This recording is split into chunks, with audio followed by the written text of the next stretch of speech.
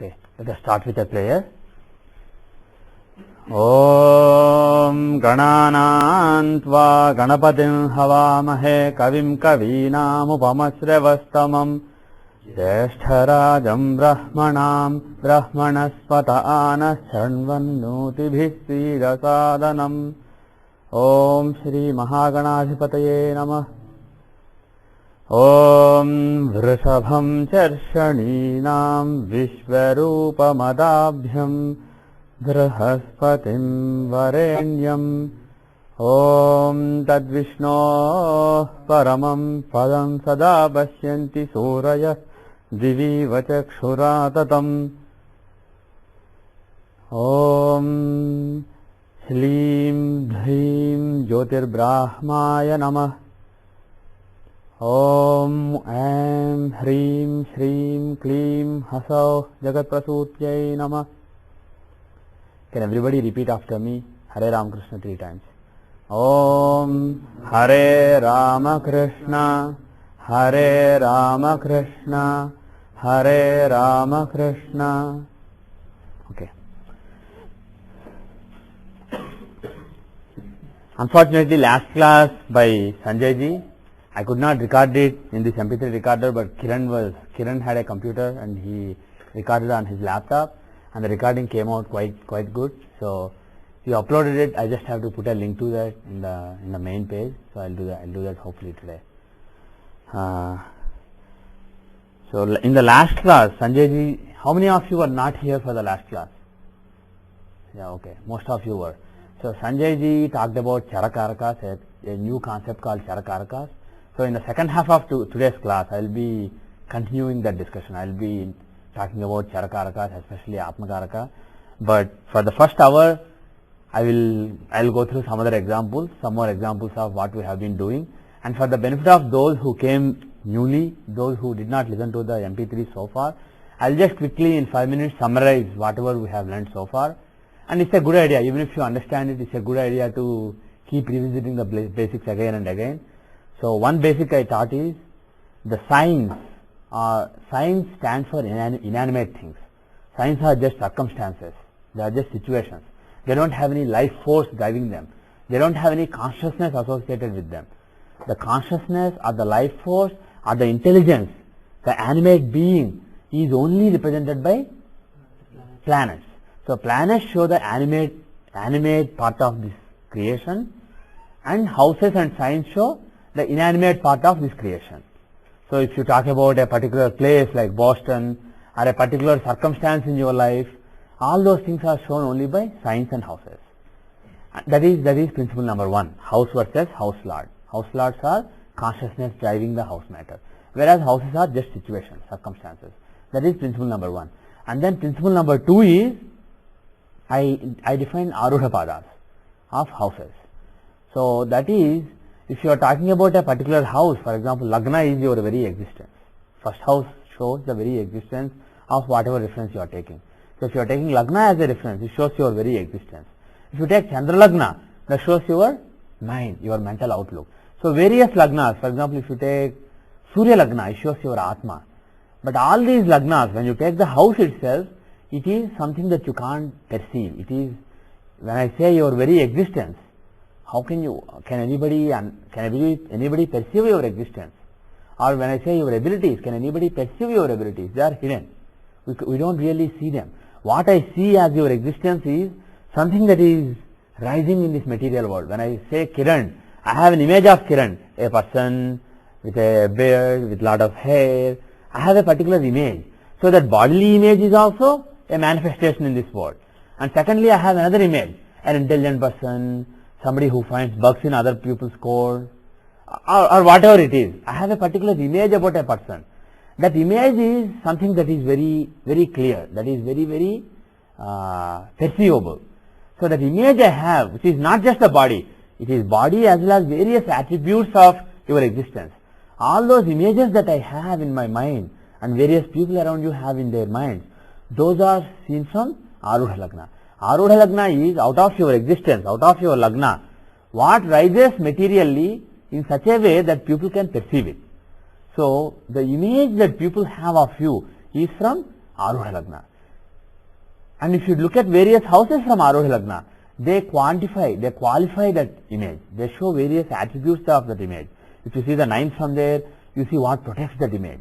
If you see the 4th from that house, you see what gives comfort, what drives that image, what gives direction to that image.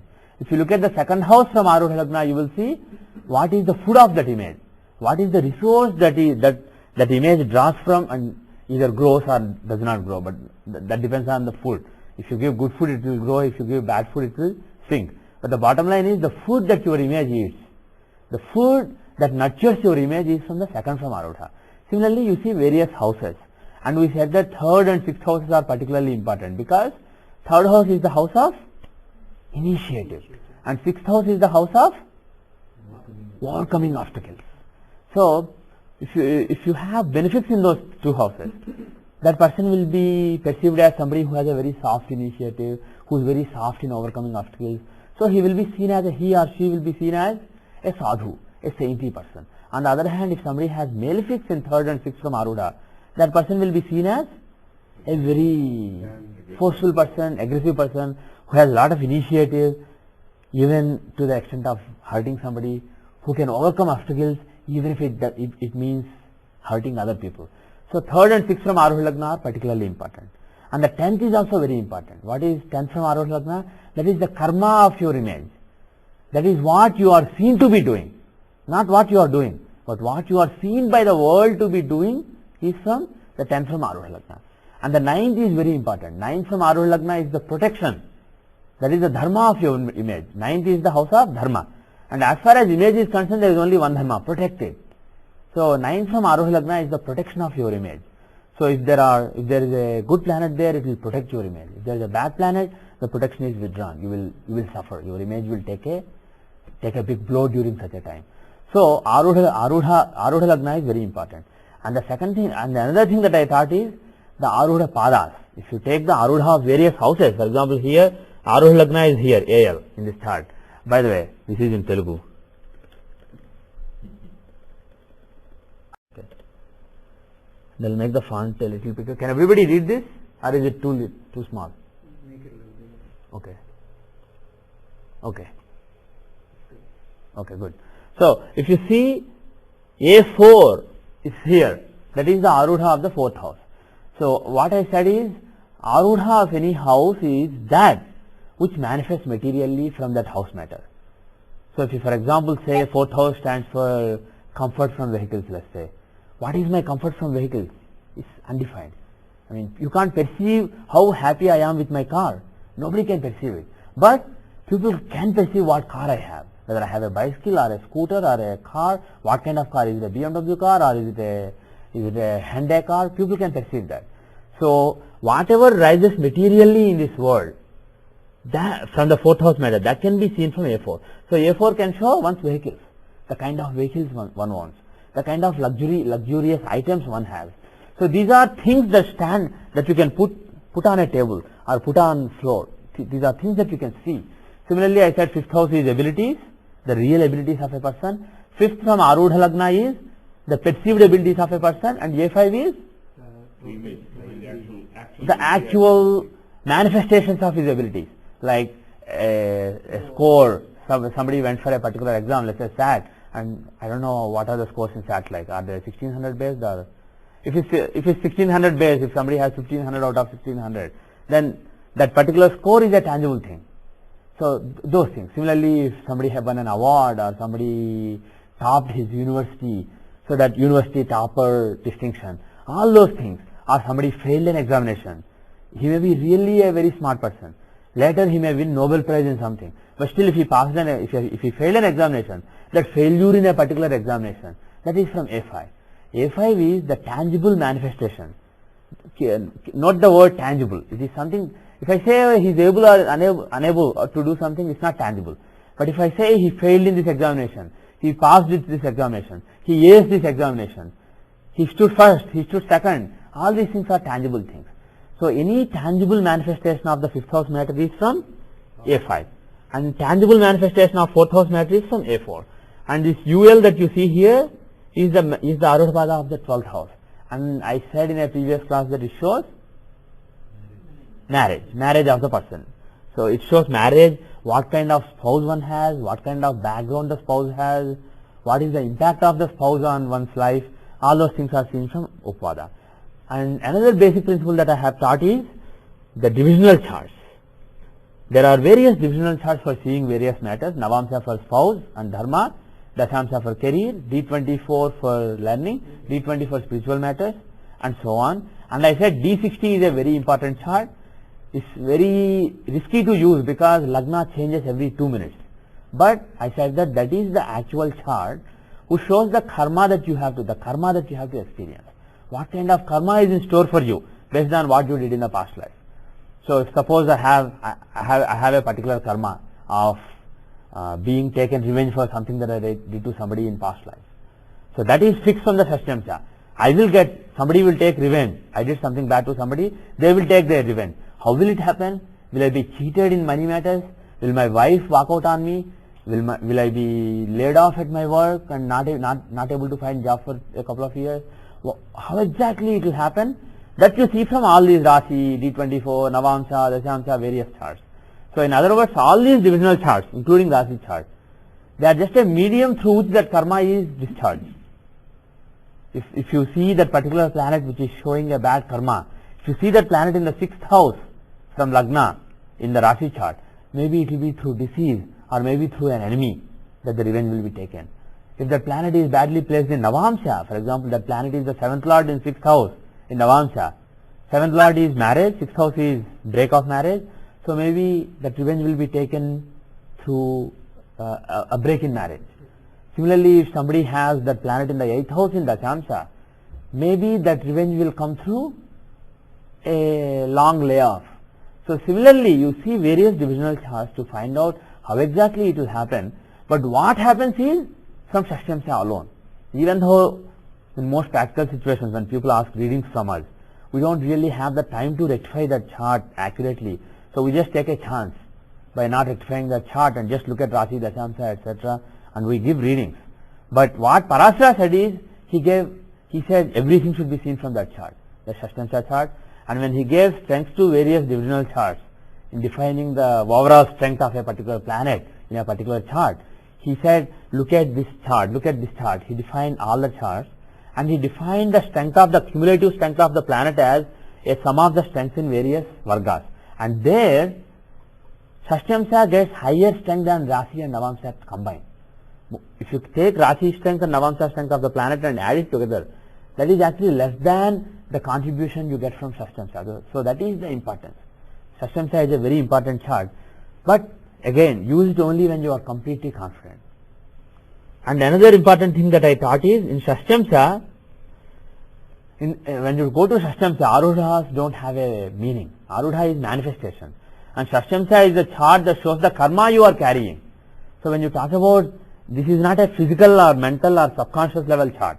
I said that, this is supra-conscious like you said. From D1 to D12 are physical level charts. D12 to D24 are consciousness level charts, mental, intellectual level charts. After 24 and up to 36 are subconscious level charts. Those charts show subconscious forces that are at work within you, good or bad. And then above that, it is basically the domain of karma. That is your karmic existence. That is supra-conscious existence. There is a particular existence within you which remembers all the past, which is very conscious, which is supra-conscious. It's not just able to analyze what is going around you like your mind can, which is even higher than your subconscious mind. It knows what you did in the past life and what is going to happen to you. So this chart shows how your existence at that level operates. And at that level, there is no physical manifestation. So Arudhas have no role to play in that chart. But one important thing is, if you take Arudha Lagna of that chart, that basically shows your most recent life. Whether as a human being or as an animal, doesn't matter. But the most recent life that you had, and taking that as Lagna and analyzing the whole chart, you can say a lot of things about what that person did in the past life. And naturally that has a role to play, that decides how things will go in this life. But more than that, that is only a matter of curiosity. That will show what the person did in the past life. It's basically for curiosity. But if you look at Lagna and Shashtamsha, that shows, taking that as the reference and analyzing the chart, you can find out what is the karma that is in store for that person in this life. And I said, another thing that I said is, we have these Amsha rulers, so these are very important.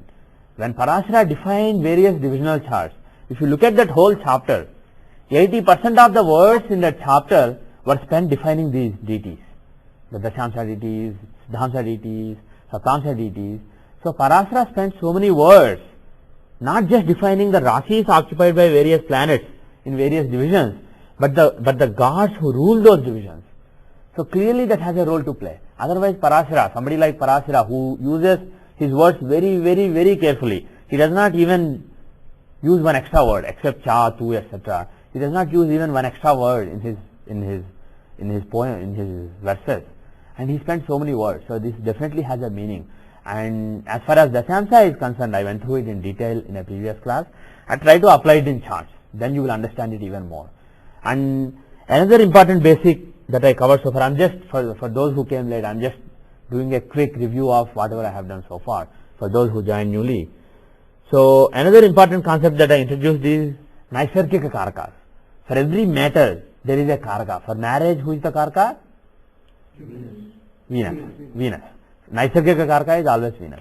For children, Jupiter. For power, political power, Sun. For general karma, career, work, etc.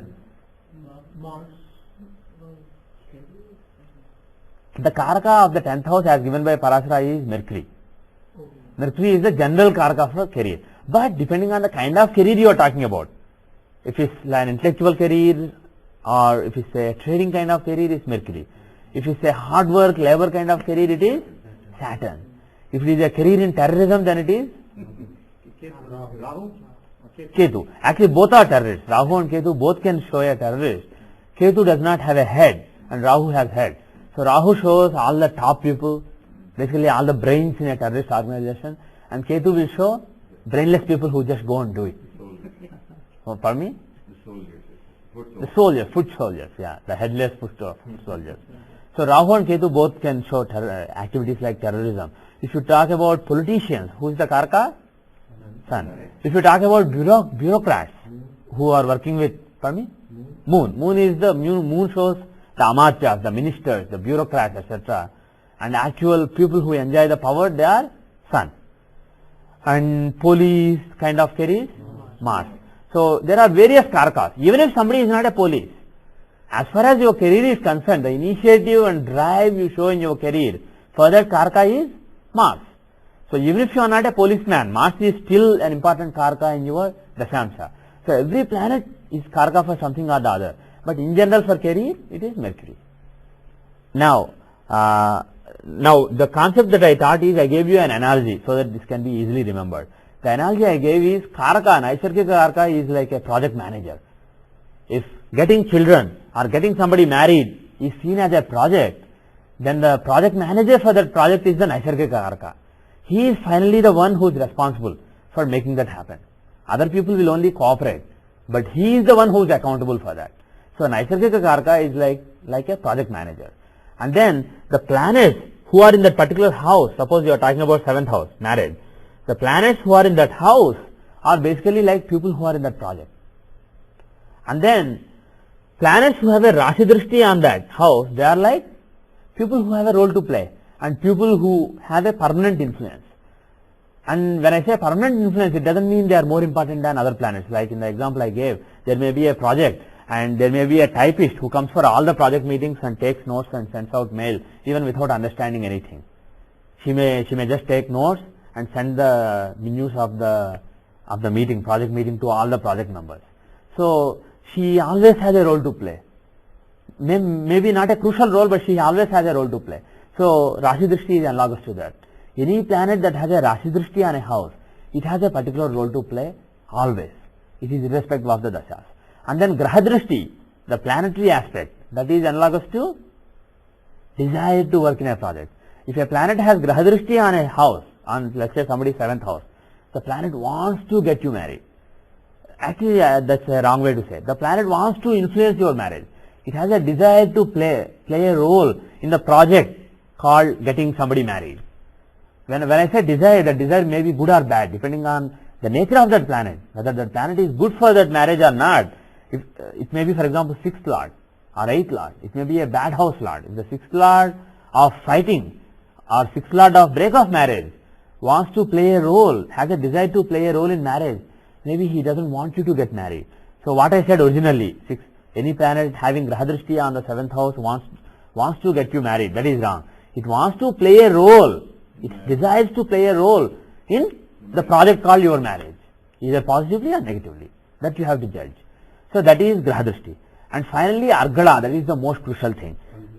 What are the Argala sthanas? If you take any house, the 2nd from there, the 4th from there, and the 11th from there. For example, take Taurus here, Upada. 2nd, 4th and 11th. Those are the houses that have Argala. And 5th house has a secondary Argala. But pay importance to 2nd, 4th and 11th houses. So planets in those houses, they cause an Argala, which means they intervene in that matter. What did you say? Yes, they have a decisive role to play. For example, to go back to the analogy that I gave in a previous class, if you are a chip design company, you may be working with some particular algorithm. For example, at my company, we make video chips, video encoding and decoding chips. So we deal with all the hardware and software people in the company. They deal with video encoding and decoding algorithms, MPEG-4, MPEG-2, these algorithms. So we do all these algorithms. But finally, there is one guy who doesn't know any of these algorithms. He comes and places. He does physical placement. Then we come up with the hardware and software. He decides which transistor should go. He makes the physical layout of the chip, and then the chip is taped out. The chip goes into production.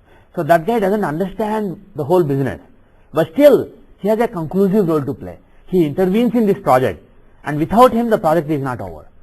So Argala is analogous to that. Any planet having Argala, it has a very conclusive and decisive role to play.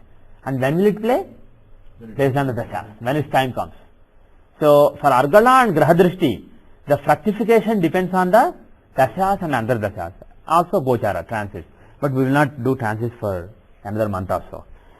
So now having said that, so these are all the most basic things. I will probably try to type out all these things in a short note so that anybody joining newly can quickly refer to the new notes and come to speed. We will do a couple of charts. Okay. Now let us see this chart. Can somebody just look at Rashi chart first? Let's not look at other charts. Let's look at the Rashi chart. By the way, for those who are listening to the MP3, the data is, this is an anonymous, this person will remain anonymous. The data is October 12, 1931, 7:53:29 AM, 5:30 east of GMT, that is Indian Standard Time, 81 east 12, 16 north 13. I think it's slightly wrong, but that's okay. I think the longitude and latitude are slightly off. So 81 east 12, 16 north 13, 7:53:29 AM IST, October 12, 1931. Pardon me? 16 north 13, you can see it there. 16 degrees 13 minutes north. That is the latitude. Longitude is 81 degrees east 12 minutes. So this gentleman, it is a man, it's not a woman. Now look at the chart. Yes, Kiran. And by the way, if you know who it is, don't say it. Yes. How do you, is there a way of saying is this a man's chart or a woman's chart? There is, but I am not an expert in it. I don't know something that works consistently. There is something based on Vikati Lagna, etc. I haven't really spent much time studying that, so I don't know. Actually, there are principles that even let you know whether this is a human being or whether this is an animal. And yes, this is a human being. The rule is, if you look at, there is something known as, you can see PP in the Navamsha, in every chart actually. That is Pranapada Lagna. That is the base of your prana, base of the life force within you.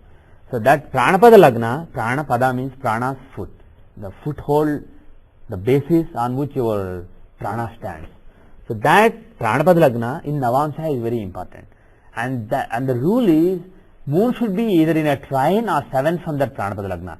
Then only it's a It's a human being. Otherwise, it's not a human being. And similarly, for various other jivas, there are various other karakas. For example, for birds, if the chart belongs to a bird, then sun has to be in a trine or 7 from Pranapada Lagna. If it's a fish, Ketu has to be. If it's a pig, for example, Rahu has to be.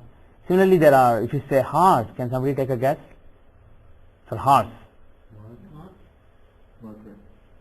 Mercury is a good guess, but it's actually Venus. Venus is the main karaka for horses. So similarly, there are various karakas for every jiva. The only problem with Pranapada Lagna is it changes very rapidly. Every second it keeps changing. So, and also it depends on the sunrise. People use different sunrise definitions, and the definition that I use is sun center exactly truly on the eastern horizon. Basically, Lagna and sun conjoining. That is my definition. And Pandit Sanjay Rath uses a different definition, and there are different astrologers use different definitions. And the software gives you 3 different options. The options are when sun and Lagna are exactly conjoined, that is one definition. That is, sun's center is exactly on the eastern horizon. That is one definition. The other definition supported by the software is sun's upper tip. If you take sun as a circle, the upper limb is exactly on the eastern horizon. It's just rising.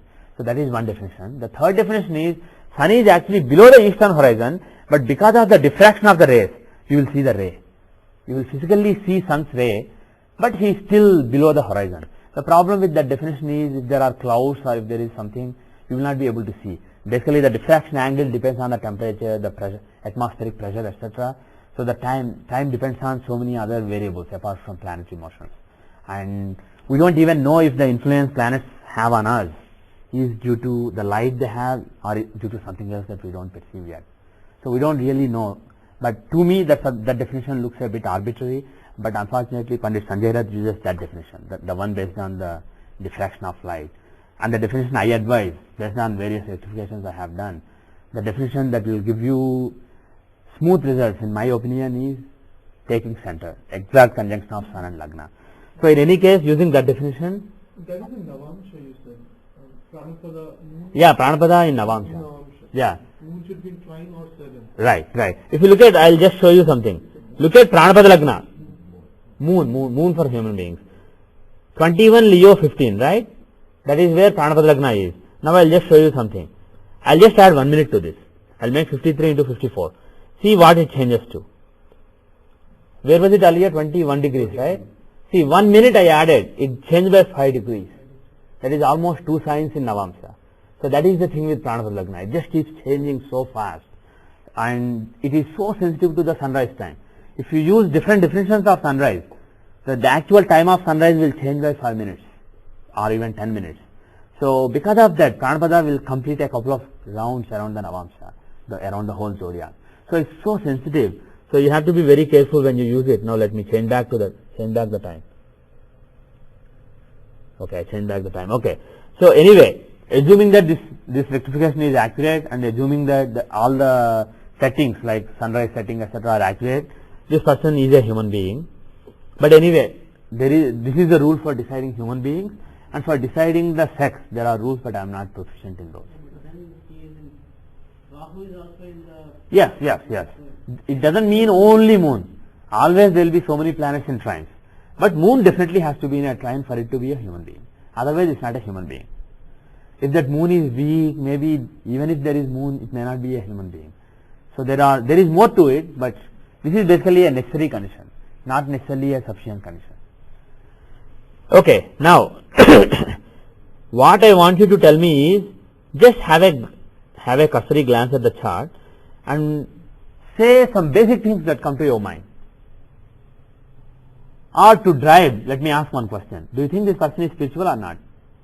What is your honest assessment? Yeah, very spiritual. Ketu, Mercury, Sun in 12th house, I see that. Yes. So you have Ketu, Mercury and Sun in the 12th house. So does it mean the person will be spiritual? Third and D20. Arudha Lagna. Let's not go to D20. Just based on the Rashi. I want you to tell me right now. Third contains...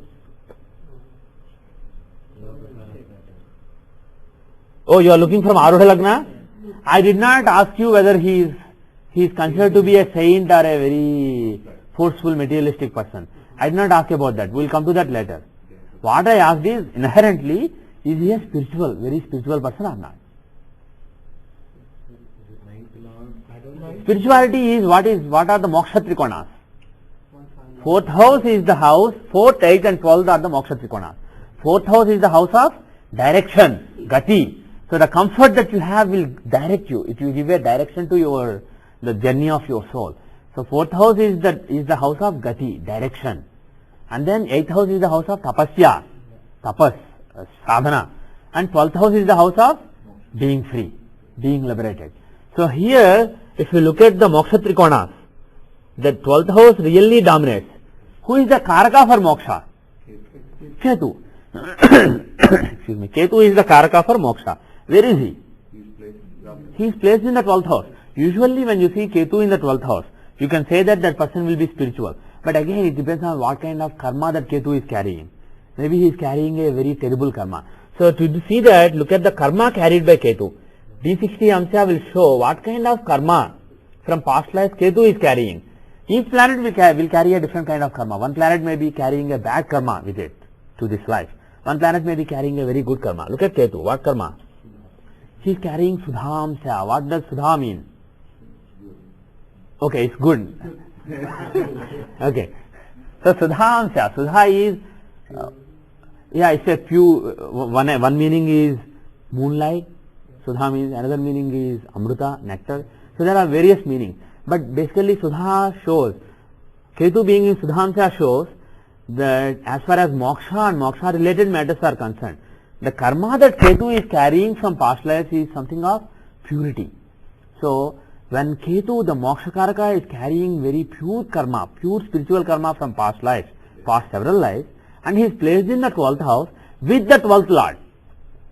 By the way, when I gave the analogies, I forgot one thing. The lord of a house is like a group manager. All the planets in that house basically are at his mercy. So he is like the analogy is he is like a group manager.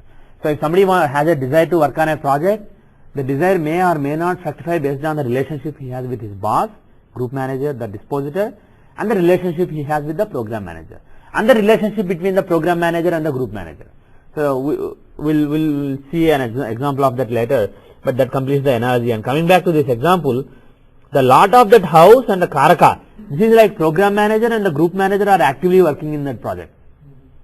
The group manager of the group that is playing the main role in this project and the project manager of that project are directly working in that project. So the project has a very good chance of success. So, excuse me, what is the kind of karma Mercury is carrying? Komala. What does Komala means? Delicate and gentle. So, in the matter of dharma and spirituality, why dharma? Because Mercury owns the 9th house. From here, this is the 9, 10, 11, 12. So, Mercury owns the 9th house and the 12th house, dharma and moksha. He is a very important planet. So, that Mercury carrying a good karma from past lives means he has a very gentle dharma. He follows his dharma very gently and he has the spiritual purity in him. So, this is definitely somebody who is very spiritual. Now come to the point that Kiran was making. Look at the Arudha Lagna. Look at the 3rd and 6th. He has a very saintly image. Jupiter in Arudha Lagna. Jupiter in Arudha Lagna. That gives a either saintly image or learned image of a priest. But do people think that he is very sadhu-like? Jupiter in Lagna only gives that learned image. Had the same Jupiter been, forget exaltation, had he been here, he would have given the image of somebody who has a very soft and gentle initiative, who does not boldly go and take a weapon and fight with people. And had the same Jupiter been here in the 6th house, he would have given the image of somebody who does not have enmity, who does not fight, who does not go to war with people. Okay, now you were saying something. No, he is a very bold person. Yes. So to see whether this person is perceived to be somebody who is bold and fighting, quarreling, or he is considered to be, I don't care, whatever you do, that kind of saintly image he has. To see that, look at 3rd and 6th. Jupiter in the Arudha Lagna does not make him that. Jupiter in 3rd and 6th will make him will give a saintly image. Jupiter in Lagna will give, not Lagna, Arudha Lagna, will give an image of a learned person. The planet directly in Aruh Lagna directly controls your image, not the image relating to your boldness, your fighting, etc. Only your overall image. So his overall he is considered to be a very learned scholar. And Jupiter, he can show very traditional knowledge like astrology, Vedas, etc. So he is thought to be this person is actually a very well-known astrologer. So the image he has is that of a very learned astrologer or very learned person, basically a priestly person. But who are in the third house? Mercury. Is Mercury a benefic or malefic? Good. Jupiter and Venus are always benefics. Saturn, Rahu, Ketu, Mars are always malefics. What about Moon? Depends on his waxing or waning. Waxing moon is benefic and waning moon is malefic. But some people take, okay, we'll leave it. Some people instead of taking from Amavasya to Purnima to be benefic and Purnima to Amavasya to be malefic, some people actually take from Dashami to Dashami, Ashtami to Ashtami, etc. In other words, immediately after Purnima, even though moon is waning, still he is full, almost full. So they take that moon as a benefic. So there are different opinions there. But bottom line is moon, whether he is benefic or malefic, changes with time. Every month, half the time he is benefic and half the time he is malefic. What about Mercury? Depends on the company he is in. He is a very flexible person. So if he is with some crooks, he becomes a crook. If somebody is drinking, he goes to the party and has a ball. He just keeps drinking and enjoying. If he goes to Jupiter's house, if he goes to a Brahmana, he sits nicely and learns astrology, whatever the Jupiter has to teach him, he learns everything. So Mercury is a very flexible planet. Wherever he goes, he adapts to the situation. So depending on whether he is, pardon me? Because he's a student. Yeah, because he is a student. And also he had to contend with having two fathers. He had one father, one real father, one adopted father. So he's very adaptive. He's not forced. He's not fixed in his. Pardon me? What is the story about two fathers? Oh, the story about two fathers is Jupiter had a wife called Tara Devi. She was really beautiful, and then Moon had an eye on her, and Moon abducted her. Yeah. And of course, she was also interested. It's not just Moon abducting her. So she went with Moon, and then they were together for some time, and then she became pregnant. And then finally Jupiter got back Tara, but she was pregnant already with Moon's son, and the son is Mercury. And then Jupiter accepted that child as his own son and taught him everything that he knew. So that is the story. And for those who did not come for the first class or second class, I think second class, I gave an analogy. The principle I introduced in the second class is any story that you see from the Puranas, whether it is the story of the Dashavadaras or whatever Puranic story, there is a subtle meaning inside the story. In other words, all the Puranic stories are things that keep happening in this universe as well as within you. Each human being is a microcosm of this entire universe. So when you say Jupiter, as far as this big universe is concerned, he is the teacher of the gods in this universe, and he is the intellect of this universe. And within a single person, within each individual microcosmic manifestation of this whole universe, that is you or me or Kiran, within each person, that same Jupiter lives in a microcosmic form as our intellect. So Jupiter is a symbolism for the intelligence within us, because intelligence is what helps the gods within you. In each person there is Indra, there are so many gods and there are so many demons within us who want us to do bad things, and gods within us who want us to do good things. And then the intellect within us, the wisdom, the discretion, the judgment within us, that is helping the gods within us grow. Similarly, the Venus within us, which is our passion, our spirit of enjoyment, that is guiding the demons within us. So that he is the Asura Guru within us. Shukracharya. So Jupiter within us symbolizes our intellect, our wisdom. And then Moon within us symbolizes our mind. And then Tara Devi, she is the Shakti of Jupiter, the female form of Jupiter, the female association, the Maya, female Maya surrounding Jupiter. So it is nothing but Tara Devi symbolizes the Shakti, the potential of the intellect within us. And the mind, our mind badly needs that. So mind abducts that potential surrounding the manifestation, the manifested potential or Shakti of our intellect, that intellect has a Sangama with our mind, and then our Buddhi is born. Our learning ability is born from that. When our mind interacts with the energy of our intellect, then our Buddhi or intellect, not intellect, our learning ability is born. That is Buddha. So that Buddha is accepted by our intellect, and our intellect teaches the learning ability within us. The Mercury within us basically shows our learning ability and our adaptivity. So that learning ability learns everything from our intellect. So our intellect adapts that learning ability as its own child and teaches it. So that's the analogy I gave in the second class. So basically that is the story. So he has to contend with having two parents, two fathers. So he is very adaptive.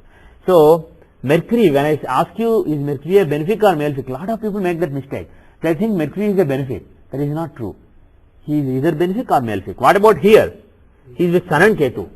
If he is with more malefics, he is a malefic. If he is with more benefics, he is a benefic. Here, he is with more malefics. Actually, he is only with malefics.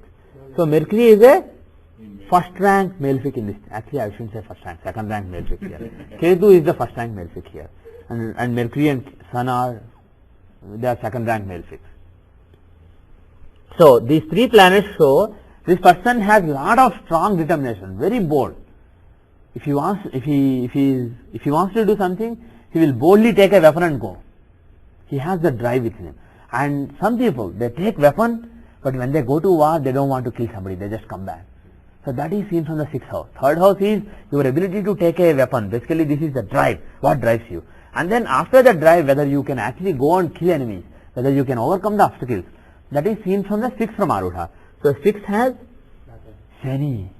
So he doesn't mind inflicting lot of pain on enemies. If there is Shani, that person can inflict pain on, he can make those people really sad. He can inflict pain on people very coldly and ruthlessly. If Rahu is there, he can cheat people. Rahu gives cheating ability. If there is Mars, he can just give a blow. Here, because it's Saturn, he won't give a blow. He will slowly do it, but slowly make it so painful, make the quarrel so painful for the person that the person has to withdraw. So that is, but bottom line is he is ruthless. So because there are only malefics and no benefics, people who know him, people who know this particular astrologer, this particular gentleman, they will not think he is a spiritual person. Lot of people will unfortunately have the image that he is very aggressive, very pushy kind of person, very quarrelsome. That is the image people have of him. And but the bottom line is, as astrologers, we know that he is a highly spiritual, very advanced. His spirituality is very advanced. It is very tough to decouple all these concepts, but you have to realize that things are not just black and white. There are a lot of gray areas when you talk about real human beings. Just because somebody looks spiritual, he is not necessarily spiritual. Just because somebody looks like a quarrelsome person who is not at peace within himself, somebody may look, this person will probably, because of the strength of third and sixth from Arudha, having malefic, people will think that he is not at peace with himself. He is always angry at people, always wanting to hurt others, etc. That is the image people have of him. But he is a very, very, very spiritual person. Now, let us look at his Dashamsha. Actually, which is the planet you would call the strongest in his chart? Can somebody tell me which planet is really strong in his chart? Venus. So Venus in Lagna, what will normally you expect? What will you normally expect? Enjoyment. Pardon me? Artist, passion, yeah. Pardon me? Yeah, Moon and Venus combination. Oh, a lot of money. Money okay, yeah. Lot of money you would expect. Yeah. Would you expect him to be a playboy kind of person normally? Passionate. Yeah, very passionate, but he is not. He is a bachelor. How old is he?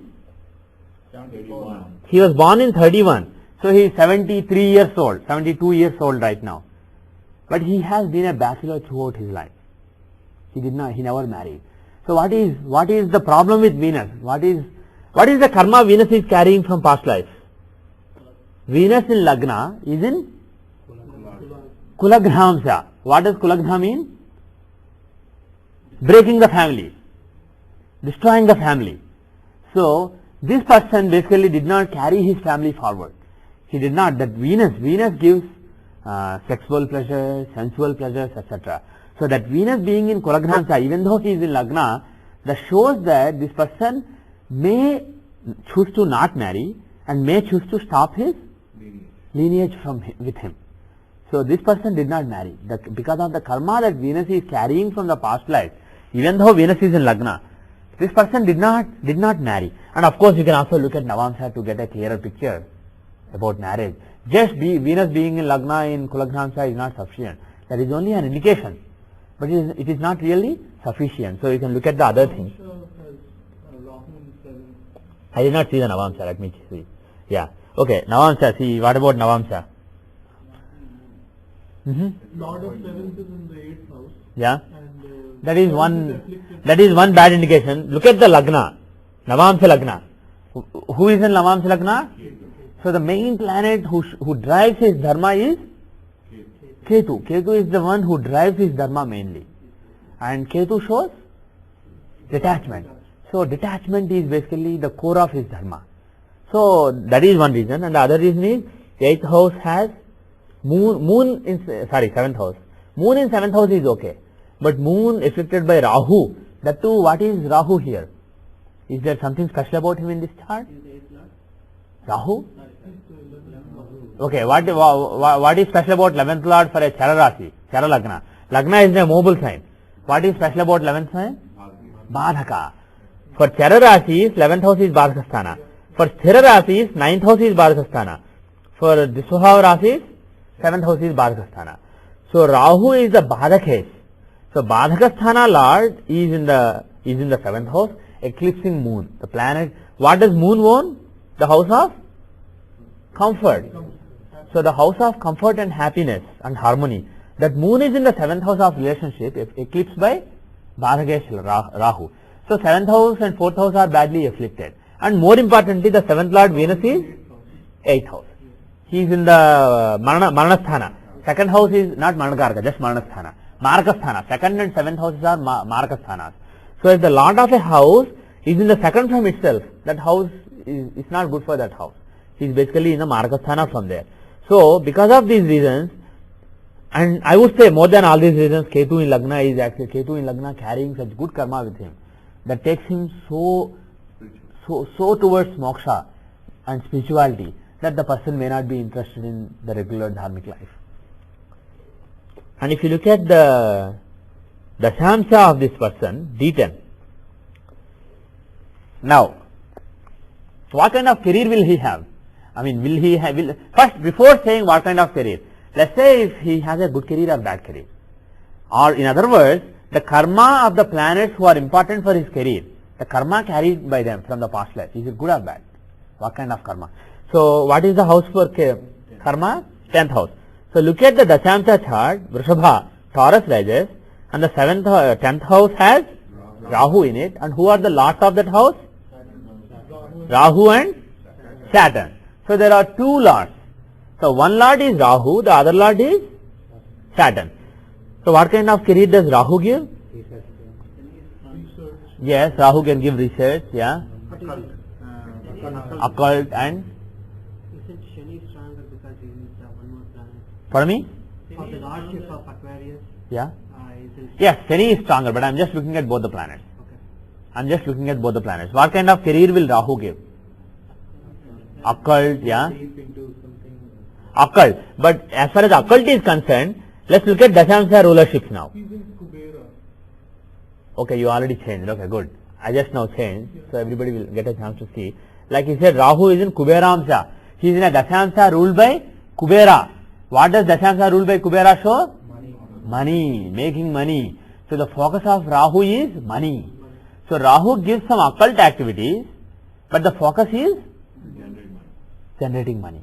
Now, and also Rahu can show, remember this, Rahu in Kuberamsa can show money from foreign sources also. Rahu shows foreign sources, activities relating to foreign sources, and being in Kuberamsa is basically either trade or some activity about getting money from foreign sources. That gentleman visited USA several times and People say that he made some money giving consultations, etc. here. And apart from that, but he is not the main 10th lord. He is only secondary 10th lord. Who is the main 10th lord? Shani. Saturn is the 10th lord. Where is he? He is in the 4th house, but with who? So, yes. Why is Saturn 10th lord? Because his own house, 10th house. Yeah, 10th house is Saturn's house. 10th house, okay. He owns Capricorn and Aquarius. So is that why he is the main lord for him? Yes. Actually, Aquarius has two lords, if you remember, Rahu and Shani. Yes. So, whoever is stronger, here Shani is with another planet, Rahu is alone. Okay. So, Shani is clearly stronger. But Rahu is in that house itself. So, this is like, this house has two owners, me and my wife, let's say. Both of us own a house. But she always lives in that house, and I'm most of the time I'm spending at my office, or let's say I keep traveling on office work. So she, even though I may be more influential, I may be considered to be the main owner of the house, my wife may be taking care of it. So she also has a role to play. So that is why you should take both the lords. But the main lord is Saturn. Now Saturn, what kind of karma does Saturn show? Service, right? Yes, Saturn shows service, but he is with Ketu. Saturn is with Ketu, and they have Argala of Venus. Saturn and Ketu and Venus, these three, when they are together, or when they are in mutual trines, or when they have some relationship, they create a yoga called Tapasvi Yoga. Because Shani gives discipline, the perseverance, the discipline. You can cold-heartedly, without any emotion, unemotionally, you can just pursue something. That kind of discipline is given only by Shani. And Ketu gives detachment and moksha attitude. And Venus gives, what does Venus give? Passion. Venus is the planet of Rajas, the energy. So the passionate energy, without passionate energy you can't do any tapasya. So those three planets together, if they are together, or if there is some kind of influence coming from all the three, that is a tapasvi yoga. That makes somebody a tapasvi, which means he will keep working towards a particular goal. So that is what tapasvi yoga means. And here Shani and Ketu are together, and they have the Argala from Venus. Venus has Sukhargala, the 4th house Argala on them. So because of Venus Argala, Shani and Ketu are forming. It's not a complete tapasvi yoga, perfect tapasvi yoga, but an approximate tapasvi yoga is formed by Shani and Ketu. So from that you can say that person will be working hard on something, towards some goal. And what is it related to? Because the planet is Shani, it can be something traditional. And because Ketu is involved, it can be something related to spirituality or even astrology. Ketu shows astrology also, Jyothishya. But some spiritual knowledge, some Vedic knowledge, not just astrology but Vedic knowledge. And then the Argala causing Ketu, Venus, he is in Scorpio. Scorpio is the 8th sign of the natural zodiac. So if a planet causing Argala and Tapasvi Yoga is in Scorpio, the kind of knowledge that he represents is relating to some hidden knowledge. So he is basically somebody who does tapas, spiritual sadhana in some Vedic knowledge. That you can see. And more importantly, what is the Amsha occupied by Saturn? Brahma Amsha. What did I say about Brahma earlier? I said Indra is power, Kubera is money, Brahma is digging. Ananta is rising. Dashamsha rulers are basically 8 direction lords, and then Urdhvadik, the upward direction of Ananta and downward direction of Brahma. And I said upward direction of Ananta represents spiritual rise, and downward direction of Brahma represents the Rajasic. Brahma is a Rajasic Deva. So Rajasic approach of digging. So these are researchers. Researchers keep digging. They think that finally as you dig more and more, you will understand more and more. But spiritualists don't believe in digging. They don't believe in that energetic, passionate approach. They believe in rising spiritually. But scientists believe in digging. You have a molecule, break it, atom, break it, electron, break it. They want to keep breaking. Then they think that they can understand everything. They don't realize that there may not be an end. It may go infinitely. They don't realize it. They think that as you dig, finally you will come to the end. So any planet in Brahma Amsha will show some kind of digging and researches. For example, if we remember, I think you gave a chart, somebody that you know in a previous class, and he did some research relating to telecom, and when we suspected it, we used the same criterion. A planet I think Rahu there Rahu. was in Brahmamsha. Here Shani is in Brahmamsha. So again, that means that spiritual, not spiritual, that research attitude is there. So this gentleman, he's a researcher. He's a great astrologer.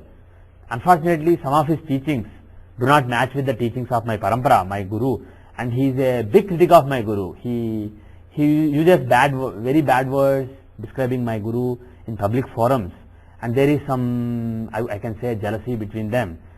So, irrespective of all those things, irrespective of those relationships, etc. Because when you talk about big astrologers, always ego and jealousy, these are common things these days in this Kali Yuga.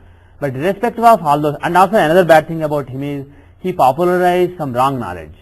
There was something where Parashara and Gemini were both clear, but he created new controversies by taking a different view based on his research. And research can be a very, if you don't start from the right thing, you will not reach the right target, especially in a subject like Jyotish. Research is a very fine-edged sword, so you can abuse it. So unfortunately, with his research, he created new controversies as if there weren't enough controversies in Jyotish. So he had some negative contributions to the world of Jyotish, but irrespective of it, he was a great astrologer and a great researcher, and that can be seen from this Tapasya Yoga involving Shani in Brahma's Dasamsha, right? And then, excuse me. Now, we'll come to that. Now, to see the main career, we said that 10th house has Rahu and Shani. So the karma, I said earlier, 2, 6 and 10, all the 3 houses are important for karma. All the 3 are Artha Trikonas. Okay, 2, 6 and 10, all the 3 are Artha Trikonas. They all show your career. But how? There is a difference. Second house is the house of resources. We say it's the house of food, but food is only a resource for the physical body. In karma, you need different kind of resources. But any resources you need for doing your karma is second house. And sixth house is overcoming of obstacles, the work that you do and overcoming of obstacles. And the 10th house is actually finally what you achieve in the society. That is what you did in the society. So, if you look at the 10th house is quite strong because of Tapasya Yoga and Rahu there, etc. So, this person achieved something great in the society through his researches in a spiritual subject, which is astrology, and he also probably made money through foreign sources. So, that is what you can see from the 10th house. Now, focus on the other 2 Artha Trikonas. Is that his only career? Astrology, etc. only career, or is there another career? Look at the second house. Is he strong? Who is in the second house? What kind of career does he show? And is he strong there? Not really. And now look again. Is there a Parivartana? Yes. Mars owns Scorpio. He is here. And Mercury owns Gemini. He is in Scorpio. So the Scorpio Lord and the Gemini Lord are exchanging houses. So Mars here will act as if he is Mercury. he will act as if he is Mercury. So he will give the results of Mercury. So practically this is not Mars, this is Mercury. Now tell me, is the second house strong? Very strong, because the Lord of that house is in that house. So Mercury, a strong Mercury in the second house shows a Mercurian profession. This person could be in a communications, can it be accounting? Mercury also shows accounting, mathematics. There are so many alternatives, but a Mercurian profession. Now, what about the sixth house? Sixth house is the house of overcoming obstacles. So, sixth house has moon. What kind of career does moon show? One possibility is bureaucracy. So, because moon is in the sixth house, and because Mars exchanging houses with Mercury is in the second house, he can be in a government bureaucracy in accounting. That is not the only possibility. I can think of 10 or 15 other possibilities, but definitely that is one possibility. And look at moon. Moon in the sixth house shows service, overcoming obstacles relating to bureaucratic nature, relating to moon nature. And moon is in which amsha? Indramsha.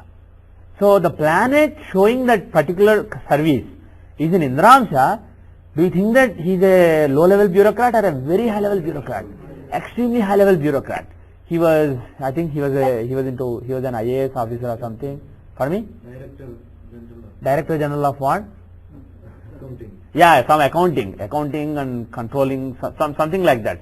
Some kind of in the Indian government, in the central government, some kind of taking care of accounts, accounting and controller, auditing, some kind of auditing, accounting. Yeah, there is some kind of that department, and within that department in the Indian government, he was a director. He was a director or director general. He was at a very high level, and that you can see from Mercury and Moon being in Indra-amsha. So this is how you analyze Dashamsha. If you just look from Dashamsha 10th house, you will not always guess the career correctly. If there is a strong planet in the 2nd and 6th houses, you can use those houses also.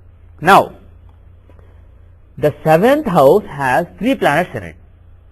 So, normally we say that the 7th house is the house of business. We say 6th house is the house of service and the 7th house is the house of business. So, when I said it last time, I said that it's only a thumb rule. It doesn't always have to work. Because bottom line is 6th house shows overcoming obstacles. If you are in service, you have to overcome lot of obstacles. And 7th house is basically desire, house of desire. So, if you have a lot of desires, you are likely to be working for yourself and doing your own business rather than serving somebody else. So, that's basically the logic. But it's not foolproof. There may be a businessman who's working so hard always, who is himself at the desk and working so hard. So, in his case, 6th house may be strong too. And there may be somebody who's in service, but he may have strong desires and he may be frustrated. So, that rule doesn't always work. And this particular gentleman, to the best of my knowledge, he doesn't have any business, but there are people around him who converted some of this astrology publishing, etc. into a business. But I don't think he is directly involved in any business. And here, one of the planets in the 6th house is Venus, the 6th lord. So basically, even if a person like this, I don't know the facts about him, but I will not say anything about him. But if you see a chart like this, where the 6th lord is in the 7th house, if you advise that person to go into business, you advise him to first go into service and then convert that into a business.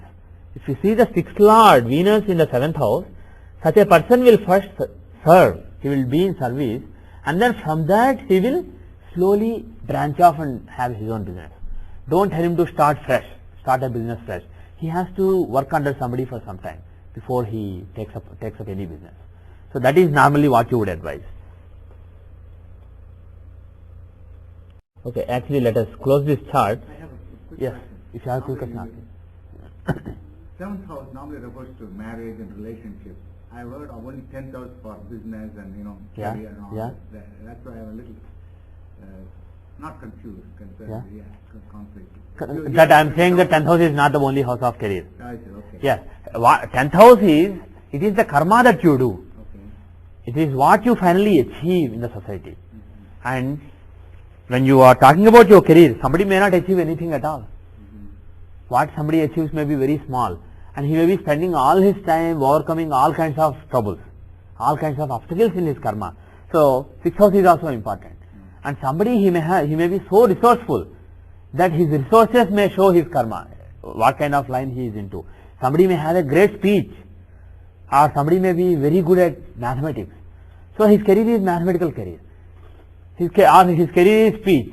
In other words, the 2nd, 6th and 10th, all the 3 are clubbed together as Artha Trikonas by Maharshis. So because of that, they all go together. It's not like if a planet is in the 2nd house, it is in a trine from the 10th house. So it will it will promote the 10th house. So they are all interlinked. I'm not saying 10th house is not the house of career, but I'm saying you see real charts. You try to guess the career of somebody just from the 10th house. You will not always be successful. Unless you look at 2 and 6 also, because they are Artha Trikonas too. And if you see any successful astrologer, you will see that they are taking the 6th and 2nd also. Because more than somebody's career may be judged more from what kind of resources he has than what he has achieved in the society. Somebody may have such a good speech that he may be a good speaker. He may be a trainer, some kind of management trainer. Somebody may have, let's say, Mercury and Venus in the 2nd house in Dashamsha. So Mercury in the 2nd house will show good speech. And being with Venus, it can show good speech relating to management, etc. So that person may be a management trainer. He may be a good management guru, and he may be a management trainer. But he may be known in the society because of some charity he did. So if you look at the 10th house, You may only see that. You may see that he's a great charitable person who made a lot of donations to charity. But you may not be able to see what he actually does. If you look at the second house, it may become clear. Oh, he's a good speaker, so his career is related to speech. You see what I am saying? What I am saying is not against what the Maharshis taught. The 10th house showing career is basically an oversimplification of what Maharshis taught. It's not wrong, but it's an oversimplification. It's an oversimplification. The correct way to look at it is 2, 6 and 10, all of them together, they will show your artha, your overall career and what you have, how you do it and what you do it. Second house is what you have, what you start with. Whatever you do in the society, you should start with some resources. It can be money, it can be your family, it can be your speech, it can be anything shown by the second house. But that is what your karma starts with. And sixth house, starting with those resources, you put them to use and overcome various obstacles. You walk, you do things. So that is the sixth house. And doing it finally 10th house. That is what you did in the society. So these are steps. All the three are different steps. So somebody's career may be marked by a different step. One step may dominate in somebody's career. But people are always known by the 10th house, because that is what people see. For example, in this person's case, this gentleman that I showed, people know him by Aquarius, the philosophy, the spirituality, the occult knowledge. He is known in the society because of his astrological activities. Nobody knows him. I mean, very few people know him as the Director General of some accounting and auditing and control department. Very few people know him like that, even though that is his actual job. So that is basically the difference. 10th house is finally what you achieve, and other houses are the steps. You have a question, Vijay? What you are asking actually is why 10th house shows business. Exactly. Oh, Seventh house. I see. 7th house, that is again, that comes from the tradition. Because 7th house is the house of desire. The 7th house is the house of desire. 6th house is the house of serving somebody. Overcoming obstacles means you are serving. If you have to always overcome obstacles, that means somebody is giving you obstacles. There is a boss who is giving you obstacles. So you are basically in a lowly position. You are a servant. So that is why 6th house is the house of servants also in a chart. And in a Dashamsha, it is the house of the service that you render. And 7th house is desire. We talked about this earlier. 3rd house is the seed of Kama.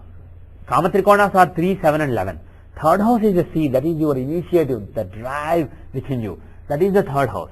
And then from the drive, the desire is born. So 7th house is your desire, what you want to achieve. And 11th house is finally the gains that you get. So these are again 3 different steps. First you need to have drive. And then from the drive you form a desire. I want to do this, I want to do that, I want to buy this. So you have a desire that's guiding you. So 7th house having more planets typically means somebody with a strong desire. If somebody has a strong desire, he's not likely to be happy working for somebody. So he will probably be in a business. But again, it depends on what kind of amsha those planets are in. If the planets in the, pardon me? Jupiter and Venus were both in Agni. Yeah, Jupiter and Venus. So if you look at, very excellent point, Vijay. Very good. That means they're fighting each other too. They are fighting each other. There is a conflict, inherent conflict. There are 2 gurus, Jupiter and Venus, both excellent in Vedic knowledge, excellent in traditional knowledge. But Jupiter shows sattvic approach and Venus shows rajasic, Rakshasa approach also, rajasic approach. That was going to be my next sentence. Jupiter shows godly approach, Venus shows compromising approach that will even satisfy demons. So there is a conflict, but bottom line is his desire is relating to occult knowledge. Scorpio shows occult knowledge. So his desire is relating to occult knowledge, and the 2 planets, intellectual planets, Jupiter and Venus are there. So it is an intellectual desire. So more than business, had one of those planets been in Kuberamsha, Jupiter or Venus or Mars, then he would have money to business or money to right. proper profession. Exactly. I have a small doubt. Yes. Here there is Parivartana between Mars and Mercury. Yeah. So normally for considering whether Mercury is Genesis or not, we see the association. Yeah. So here we consider as if Mercury is in Yes. Gemini. Yeah. So do we consider the fact he is with Jupiter and when he is with Genesis? So do we say, for example, there was a magic in the Gemini. Yeah. So in that case, do we consider You consider Mercury is basically still in this house. Mars will act like Mercury. Mars will act like Mercury in this chart. If Mercury is benefic, Mars will act like that benefic Mercury. If Mercury is malefic, Mars will act like that malefic Mercury. So it is still Mars, but he is acting like Mercury. It is like I am living for a week in your house, you are living for a week in my house. So I will try to take care of the house the way you normally do, and you will try to take care of the house the way normally I do. So that is basically it. So during that particular month, week, if I am bad, you will be bad. If I am very lazy and not cleaning my house every day, you will be that way. On the other hand, if my nature keeps changing and during that particular month, let's say I am keeping the house very clean, then you will try to do that. So Mars will give the results of Mercury, but that Mercury is this Mercury. So Mercury is with Jupiter and Venus, so he will behave like a benefic. So Mars will give the result of a benefic Mercury in Gemini. But Mercury is in Niriti Amsha, so will Mars give results corresponding to Niriti? Yes. So when you come to his desires, look at Jupiter and Venus. Jupiter and Venus are in Agni Amsha. Agni is engineering, transforming something. Agni is fire. Fire is basically something that transforms. It transforms vegetable into a food that you can eat. It can transform raw rice into something that you can eat. It will transform the words that I am speaking into some concepts in your brain, the Agni in your brain. So Agni, wherever it is, whether in your body or in this world, it transforms things into something. So Agni shows legislators, engineers, etc., people who transform. So here Jupiter and Venus being in Agni Amsha shows those planets show intellectual things, and intellectual things are intellectual creation and transformation of things. He wants to come up, he wants to design something. He wants to not only study astrology but design something. He wants to find a dasha. He would go and take the readings that a learned astrologer in near Rajahmundry in Andhra Pradesh, India. There was a learned astrologer in India. This gentleman never met that person, but he heard about that person. He took various readings given by him. So those readings had some calculations, and that gentleman used to use hundreds of dashas, not just Vimshottari dasha. He would use many dashas taught by Gemini. So this gentleman would go to the town and go to people who got readings from that gentleman, take those papers with him and study those, and then design some new dashas. Of course, when you take that approach, you are likely to end up with wrong knowledge and also spreading that wrong knowledge. But the thing is, he had that desire because the planets are in the house of desire. So this is not business in his case. The 7th house is showing desire relating to some intellectual, some occult knowledge and some intellectual activity. Jupiter and Venus show intellectual activity relating to transforming something and designing something, engineering something. So that is why he was a researcher. And Mars, finally Mars shows the desire, and unfortunately Mars in Niriti Amsha. I mean, actually Mercury is in Niriti Amsha, so Mercury will give the result as if Mars was there. But being in Niriti Amsha, he basically focuses that energy in Niriti's direction. Yeah, but Mars is in Brahman. Pardon me? Mars is in Brahman. So Yeah. Again give the Mars is in Brahma, but Mercury is in Niriti Amsha. Yeah, but Mercury will give the results of Mercury will give the results as if Mars was in Niriti Amsha here. Mercury, so yes. Mars will give the result as if Mercury was in Brahma Amsha there. Yes. So basically Niriti Amsha, what does it show? Deviation. Basically Niriti is Rakshasa. So unfortunately there is some desire to deviate, unfortunately. So that is why this person, Parashara and Gemini says 8 Charakarkas should be used for human beings, but he says no 7 Charakarkas because so and so person used it. God knows if he really used it or not. He was a great astrologer, I read great stories about him, I collected papers and he used 7 Karkas. So that is the logic he would give. So that comes, basically he has a desire to design things and engineer things relating to intellect, relating to occult knowledge, and he also unfortunately has a desire to basically deviate from the Rishi Prokta, not really respect the Maharshis entirely. Okay, that's a very good point. Now let us see. Let us now, in the remaining time, I want to teach Charakarkas. So in the last class, Sanjay ji taught you Atmakaraka. So there are, for every person, there is one planet known as Atmakaraka. And does anybody remember the definition? the highest degree. Yeah, highest degree. Forget the sign. Libra, Virgo, Libra. Actually, every planet is in those signs here. Libra, Virgo, Libra, Libra, Virgo, Libra. Forget all those things. Just look at the degree. 24 degrees, 43 minutes. 20 degrees, 5 minutes. 24 degrees, 2 minutes. So look at those degrees and see. For Rahu, what did I say? What did he say? 30 degrees. Subtract it from 30 degrees. So if Rahu is at 11 degrees 39 minutes, that is equivalent to 18 degrees 21 minutes. So basically subtract that from 30. And now once you have the advancement longitude, see the planet that has the highest longitude. So who is the planet here? Atmakaraka is Sun. And if you are lazy to do this, you can just use the software. Software shows AK. There is some planet marked as AK, that is Atmakaraka. So that stands for the soul within you. And like we said in the last class, Dwadasha Adityas. Sun represents the Dwadasha. Sun is the Paramatma, the Vishwatma. He is the Atma of this entire universe. And different planets draw energy from him and they come as your Jivatma. So this Atmakaraka is basically your Jivatma, the soul that is within you. But Sun is the Vishwatma. So Sun in the chart, he also shows the Atma, but from the point of view of the complete potential. But this particular Atma, with his particular shortcomings, he is from Atmakaraka. So this Atmakaraka, Sun gives light to various planets through these Rasis. In each of these 12 Rasis, he is one Aditya. There are Dwadasha Adityas, 12 Adityas. So in each sign, he is a different Aditya. So when a planet enters a sign, it starts friendship with that Dwadasha Aditya, one of the Adityas, and slowly it becomes a good friend with him and draws more and more energy from him.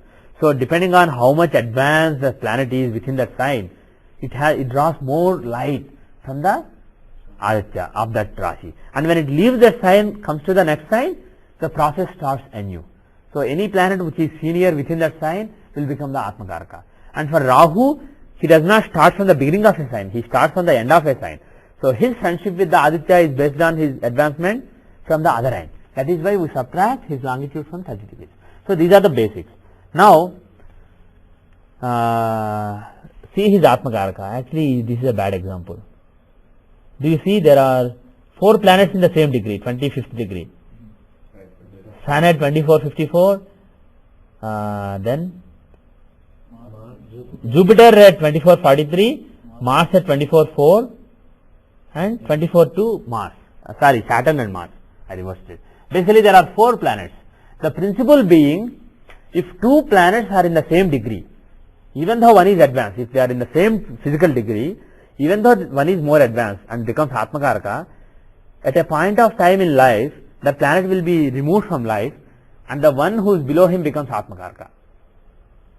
So if there are 2 planets, Atmakaraka and Amatyakaraka in the same degree, if one is at 25 degrees 1 minute and the other is at 24 degrees 59 minutes, then they are not in the same degree. But if one is at 24 degrees 1 minute and the other is at 24 degrees 59 minutes, then they are in the same degree, 25th degree. And then the one who is higher, he becomes Atmakaraka at birth. But that planet is removed from life and this Amatyakaraka becomes Atmakaraka. And then this Amatyakaraka slot becomes empty. Amatyakaraka is basically the second Charakaraka. Next one. So that slot becomes empty and then there are so-called Sthirakarkas, which are basically fixed for every human being. And these are not Naisargika, these are different. I will talk about them in the next class. So those Sthirakarkas will fill the empty slot. And what that means is that particular area of life will have an upheaval in life. So there will be some big change in life for that person. There will be at the level of soul, there will be a huge transformation. And after that transformation, if the slot that is becoming empty, the Sthirakaraka of that slot is weak in the chart, it can even show somebody passing away. For example, let's say somebody is Matrakaraka and Pitrakaraka. The Matru means father, Pitra means mother and father, reverse. Mother means Matru and father is Pitru. So Matrakaraka and Pitrakaraka, if they are in the same longitude, and usually, not usually, Matrakaraka is at a higher longitude. Let us say Matrakaraka is leaving the life and Pitrakaraka becomes Matrakaraka. And then let's say Pitrakaraka, Sthira Pitrakaraka who replaces this Pitrakaraka is actually, let's say, weak in the chart. It can even show father passing away and mother, basically mother taking the role of both mother and father. So those kind of things are also possible. It depends on the strength of the corresponding sthirakaraka. But the bottom line is whether there is an associated death of some important family member or not, it definitely shows an upheaval in life, a big change in life. And if you see this gentleman, there are 4 planets in the same longitude. So there is a queue of 4 planets.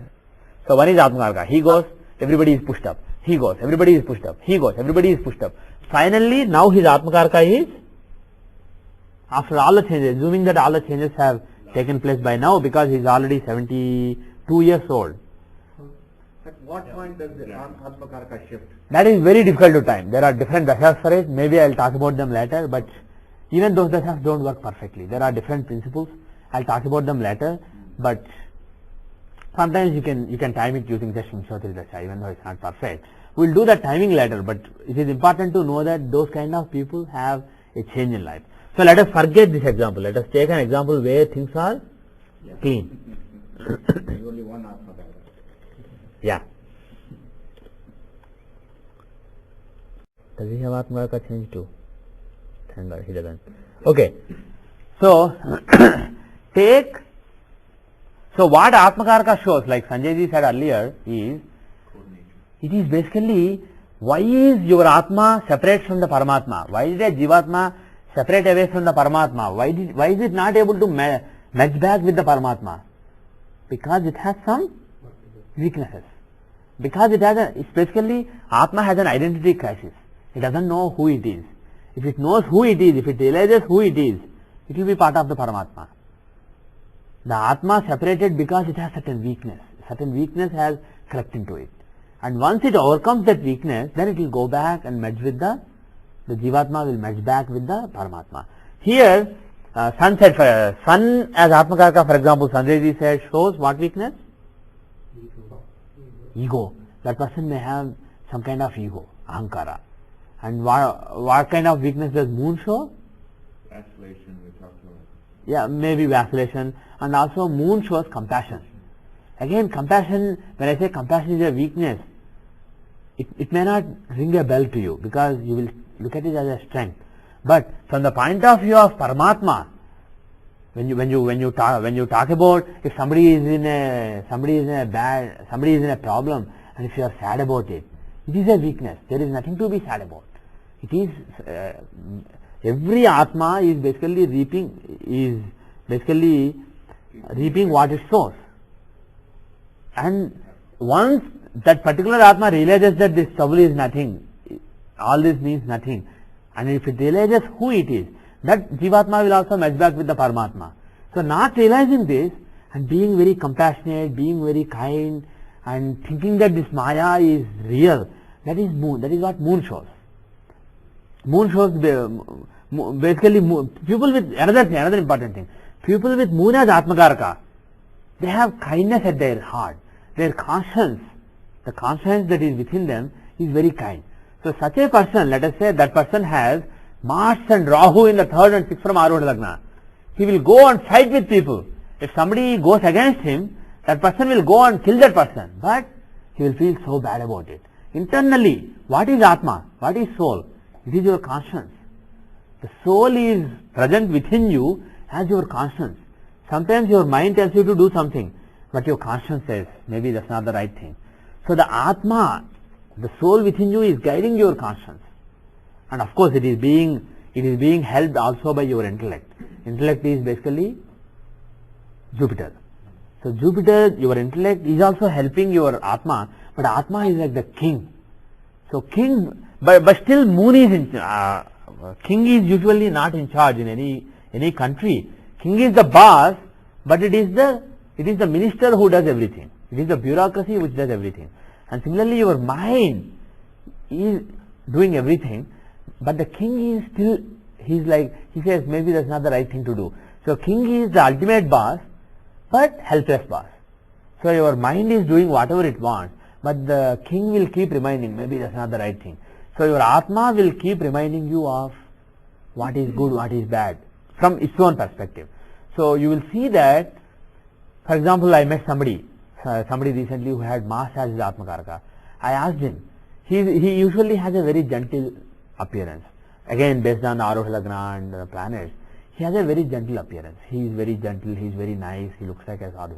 But what I asked him is, when somebody is in trouble or something happens, does he feel sad about it, or does he basically not care?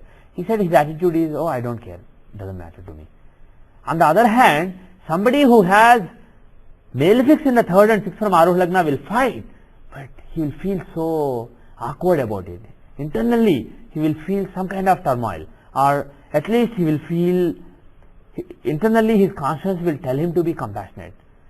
So he will fight, but he is not happy about it. So that is what Atmakaraka shows. So if Atmakaraka is moon, you can see that such a person will be compassionate. Of course, that is internally. Whether he is externally compassionate or not depends on other things. And what you should ideally try to do is, when you see somebody's Atmakaraka and what are the influences on that Atmakaraka in Navamsa, you should try to guide that person in that path, because that is what his conscience says. And probably he knows. It's not that what his Atma is saying he doesn't know.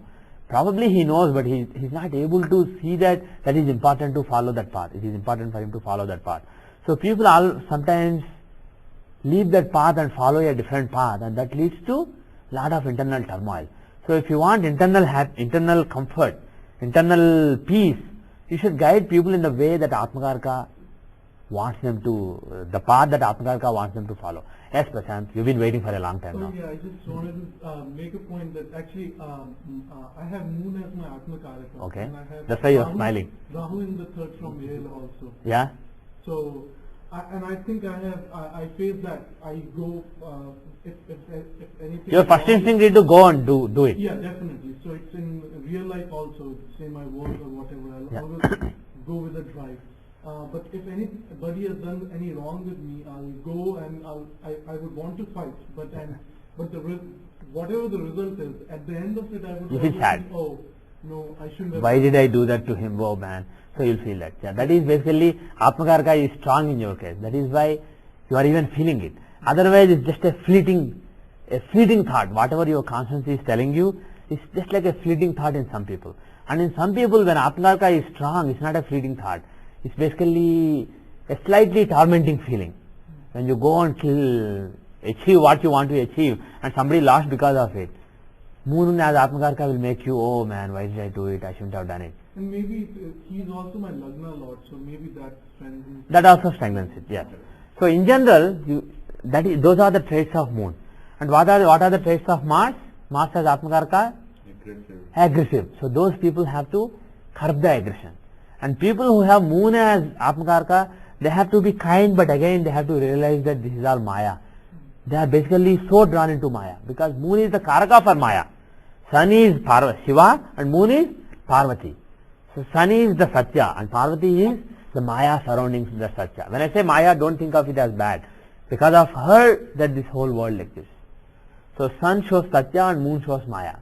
So again, from that point of view, they have to overcome, people like you and me, we have to overcome with Atmakaraka, Moon as Atmakaraka. We have to overcome the being drawn into Maya too much. And then Mars, they have to be less aggressive. And people with Mercury as Atmakaraka, they are too wavering, too flexible. And people with Jupiter as Atmakaraka, what about them?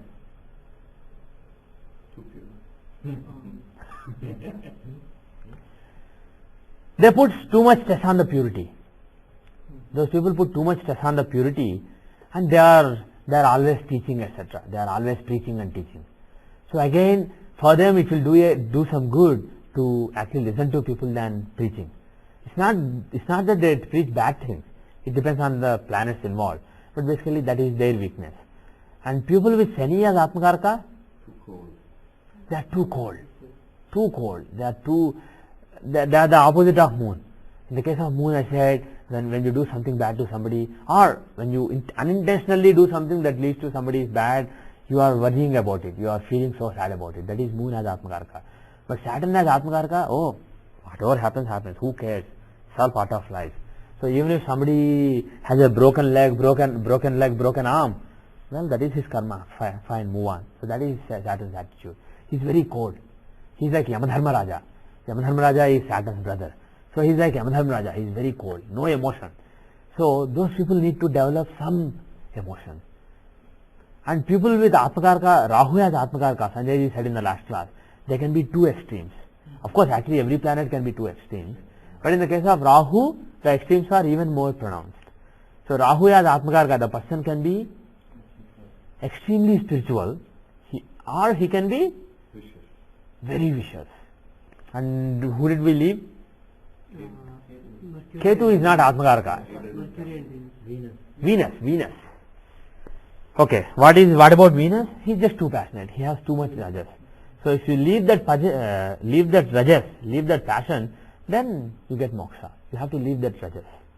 Even for a good cause, whether it's for a good cause or a bad cause, you tend to be rajasic if Venus is your Atmakarka. So you have to leave that. So this is your basic core inherent nature. That is what Atmakarka shows. And when we talk about Atmakarka, Mercury, I already mentioned. Yeah, too wavering. So some firmness is needed for Mercury. But these are one word, one sentence summaries. But when you see charts, you will see more. More than the inherent nature of Atmakarka, what are the planets influencing? That becomes even more important. So let us see this chart. This chart belongs to Ramana Maharshi. He was born on December 30, 1879 at 1 a.m. IST. So that was December 29 was just over, and 1 hour back December 30 came. December 30, 1879, 1 a.m. IST. Actually IST may not have been used, but the time was using IST. And he was born in Pondicherry, India. 78 East 15, 9 North 50. He has Gemini Lagna, 26 degrees, Virgo 36 minutes. Not Gemini, sorry, Virgo Lagna, 26 degrees, 36 minutes. Now, let us see his basic nature. So, from Atmakarka, not from Lagna. Look at his Atmakarka. Who is his Atmakarka? Moon is his Atmakarka. So, in general, he is a very kind and compassionate person. And then, who is Moon with? Where is Moon? In the Rashi chart, if Moon is badly placed from Lagna, that means your conscious, whatever you are physically doing, because Lagna in Rashi chart is your physical doing, it's your physical existence. So if the Atmakarka is in a bad house from that, it shows that what you do is often at odds, at loggerheads with what your Atma wants.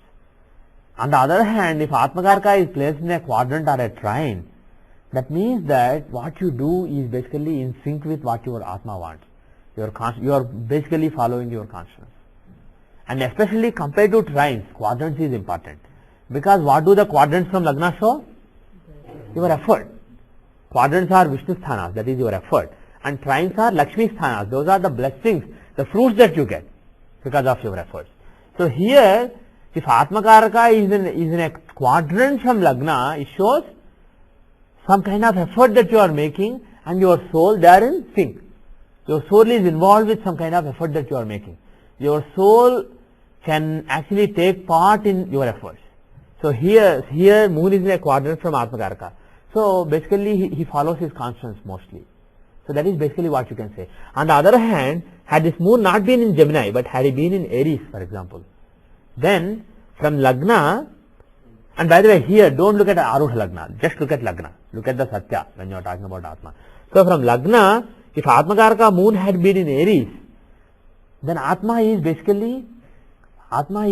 being tormented. Such a person's efforts are not in sync with the Atma, with what the Atma wants. So his conscience is a little bit troubled. So those people, they may have a strong conscience, but they may not follow it. So for those people, if you look at the conscience and see what it wants, it will not give you good readings.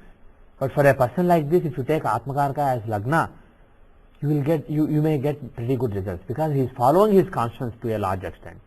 Now, what are the influences on Moon? Who are the planets? First, let's look at Rashi. Even though Navamsha is even more important, look at Rashi. Ketu, the planet of Moksha, the planet of giving up the identity. He is directly with his Atma. And then in the 10th house of Karma, the Karma of his Atma, who is in the 10th house? Shani. So as far as his conscience is concerned, his Atma is concerned, what is the karma that it wants? Hard work and giving up. Saturn also shows austerity, discipline, disciplined sadhana. Saturn is also yoga and sadhana. So disciplined yoga, sadhana, meditation, because it's an auspicious sign. Saturn is in Pisces, the sign ruled by Jupiter and also Rishis, Maharshis. Pisces is the house of, not house, sign of Maharshis. So Saturn there will show very sattvic, sadhana, tapasya, discipline, etc. So that is what Saturn shows. So that is the kind of karma that his Atma wants. That is basically Atma's desire. So physically, the Atma wants you to engage in Saturnine karma, yoga, meditation, sadhana, discipline, etc. And of course, the same Saturn has influence on the real 10th house also. So there is a sync between the two influences. And now, let us look at the Navamsha chakra. In the Navamsha is the chart that shows your dharma. So when you are talking about Atma level, not physical, mental, subconscious level, but you are talking at the level of soul, more than what you are doing physically. Of course, soul has a role in physical things also. Soul wants you to do certain things physically, not do certain things. Soul has an interest in what you are physically doing, but it is more interested in your dharma, what is guiding you. This is what you do. Rasi chart is what you do. Navamsha chart is what guides you, that is your dharma. So what Atma is more interested in what is guiding you. It wants you to be guided by the right principles, the right goals, etc. So look at Atmakaraka in Navamsha. It is a very important thing. And before we do any reading from it, always when you look at a chart, look at one particular thing. Take the 12th from Atmakaraka. Because more than physical body, Atma needs moksha. Physical body will anyway be destroyed. It will live for maybe 100 years, 120 years, maybe 200 years, whatever it is. It will be destroyed. It will match back with the Panchabhutas. It has a very limited existence. Even Manas, mind, it also has a limited existence. Even after body is destroyed, mind may live for some more time, but it cannot live forever. Even if mind is living by itself for some time, finally that also has to be destroyed. Rudra comes and takes away the mind and soul from the body, and then body is destroyed. Then Maheshwara comes and takes away the Atma from the Manas, then Manas is destroyed. So when Maheshwara comes, even Manas is destroyed. The only thing that cannot be destroyed is Atma. So one gets moksha when Atma gets moksha. When Atma gives up its own identity, then you get moksha. So what is the house you should see for moksha? 12th house from Atma, 12th house from Chara Atmakaraka. So here, for example, moon is here, so the 12th is this. Why 12th house? That is the house of moksha, giving up. So Atma giving up its own identity. The identity of the Atma is this. Giving that up is here. So look at the 12th from Atmakaraka in Navamsha. That will show the planets or devas, the gods, who will guide you towards moksha. See which deva, which planet is there. Yeah. Yeah, we'll come to that. So this is we'll do this example second. Let us see my example. Let us take my chart. The data is April 4, 1970, 5:47:13 p.m. IST, 81 East 8, 16 North 10. So okay, now I wanted to do that example later because Ketu has a special meaning. So I want to do that later. Look at this chart. Where is my Atmakaraka? It's also in Gemini. Atmakaraka is in Gemini again, like Ramana Maharshi.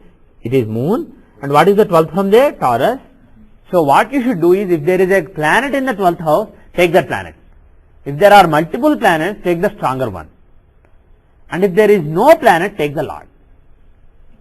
And then based on that Lord, you have a particular devata, particular god or goddess, who will steer you towards moksha, towards spirituality, who will increase your spirituality and make you more capable of getting moksha, make more qualified for getting moksha. Because moksha is not a one life process. It takes billions or trillions or millions, it depends on the person. It takes many lives. But making an effort towards moksha is good enough. So for me, who is the god or goddess? First, is there any planet there? No planet. So Lord is Venus. So what god or goddess does Venus show? Lakshmi. So if I pray to Lakshmi, she will take me towards moksha. So just for completeness, who are all other gods? Sun, Shiva. Sun is Shiva. Moon, Krishna. That way sun can be Rama also. So there are many meanings, but we will, apart from Vishnu avataras, we will take all Vishnu avataras as one god, Vishnu. Then who are the gods? Who is sun? Shiva. Who is moon? Gauri, Parvati. Sun is Shiva and moon is Parvati. Then are in different forms. You can call her Lalita, you can call her Gauri, you can call her Parvati, but various sattvic forms, because moon is a sattvic planet. Sattvic forms of Parvati. Then Mars is Subramanya, Kartikeya, or even Hanuman. Yes, that is also right. And then Mercury is Vishnu, Narayana. Then Jupiter is Jupiter. There are different opinions. Different classics give different gods for Jupiter. So some classics give Parameshwara, Sadasiva, and some classics give Mahavishnu. So you could worship either, or you could worship Vamana Avatara. If you want to worship Vishnu's avataras, then Vamana Avatara is for Jupiter. And then for Venus, Lakshmi. For Saturn, the god given is Brahma, but Brahma is not worshipped. So some people worship Vishnu for Shani, or you could even worship Kurma Avatara of Vishnu. So you can worship Kurma or Panduranga. I don't know how many of you know, but in Andhra Pradesh he is a popular god, Panduranga. He is associated with the Kurma avatar. So you can worship Panduranga for Shani avatar. He is popular in Maharashtra too. Yeah, Pandaripuram is there. Yeah. Actually, my birthtown Machilipatnam, it is known as Pandaripuram of Andhra Pradesh. There is a second after Pandaripuram. It is the biggest kshetra for Panduranga. It is in Machilipatnam on the eastern coast of Andhra Pradesh. So, and for Rahu, who is the god or goddess? Durga. For Rahu, it is Durga. For Ketu, it is Ganesha. So these are the gods that you should worship based on the influence on the 12th house. And there is a dictum. If the 12th house, not the Lord, but the 12th house itself has Ketu in it directly, because we earlier said Ketu in 12th takes somebody towards moksha. About that astrologer, we saw Ketu in the 12th house in Rashi chart, we said he has spirituality. And here, if Ketu, the planet of detachment, is in the 12th house of giving up from Atma itself, from Atmakarka in Navamsha, is the person likely to get moksha? Yes. So the dictum is, if Ketu is in the 12th house himself, and he is aspected only by benefics and not by malefics, if only benefic planets are having sign aspect on him, Rashi Drishti, and no malefics are having it, then that person will get moksha. And in some cases you may see that Ketu is in the 12th house, but there are a couple of malefics also aspecting. So he may not get complete moksha, but he may be much closer. He may get the step that is before moksha. You will see that in only great spiritual people. You will not see it in people like me. So here, if this person or basically me, if I want to become more spiritual and go more towards moksha, the god that I should pray to is Lakshmi. And another thing, just like I said, 2, 6 and 10 all show career, 4, 8 and 12 all show moksha. Because 4th house is the house of direction, 8th house is the house of sadhana, and 12th house is the house of finally, after the sadhana, really giving it up, real moksha. So if you see in somebody's chart, if you see Ketu not just in 12th but even in 4th or 8th, but actually dictums, Gemini's dictum only says 4th and 12th, but I reckon that even 8 should be allowed. So if you see Ketu in 4, 8, 12, then also Ketu says they are eligible for moksha. But if it is in the 4th house, the person may not get moksha, but he may get a direction towards moksha. If the person has Ketu in the 8th from Atmakarka, he may get not only direction, but he may be doing sadhana, which enables him to finally become detached. And if a person has Ketu in the 12th itself, he is very close to moksha or maybe getting moksha in this life. Yes. Navamsa. This is all in Navamsa. Because we are talking about the dharma, we are talking about the what guides, not the physical existence. So what guides Atma? In the chart of what guides a person, the house of giving up from Atma has the planet of detachment. So Atma considers giving up as his dharma. So that is important for moksha. Unless Atma considers it is dharma, it will not give up. If Atma thinks, oh, I have to spread astrology in the world, I have to make everybody accept Parasara's teachings, then it will not get moksha. So if Atma has any other dharma that is guiding it, then it will not get moksha. Only when detachment is the guiding force, then it gets dharma. So coming back to Ramana Maharshi's chart, who is in the 12th house? Ketu. Who are aspecting him? If you forget the Rashi aspect, you can use the software. Aspected by this,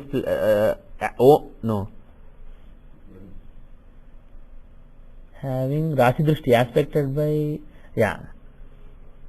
So if you look at the Rashi Drishtis of that sign, the signs that are aspected by that sign as well as signs that are aspecting that sign are these three. Taurus, Ketu in Taurus is aspected by Venus in Cancer, Mars in Libra, Mercury in Capricorn. Now how many of them are benefics, how many of them are malefics? Venus is benefic. Mercury, what about him? Is Mercury benefic or malefic? Why is it? Mercury depends on association. And if there are no associations, he is benefic. Yeah, by default he is benefic. We don't usually see aspects. We only see the planets associated, directly conjoined with him. So another important point. In a chart, here, there is no, actually let me see if there is an example. Oops. Yes. Okay. See his Siddhamsa. See the Siddhamsa of Ramana Maharshi.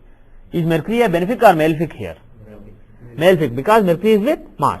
But in Navamsa he is benefic. So that benefic malefic thing can change from divisional chart to divisional chart. Keep that in mind for Mercury. So anyway, coming back to this Navamsa, Mercury and Venus, two benefics are aspecting, and unfortunately one malefic is also aspecting Mars.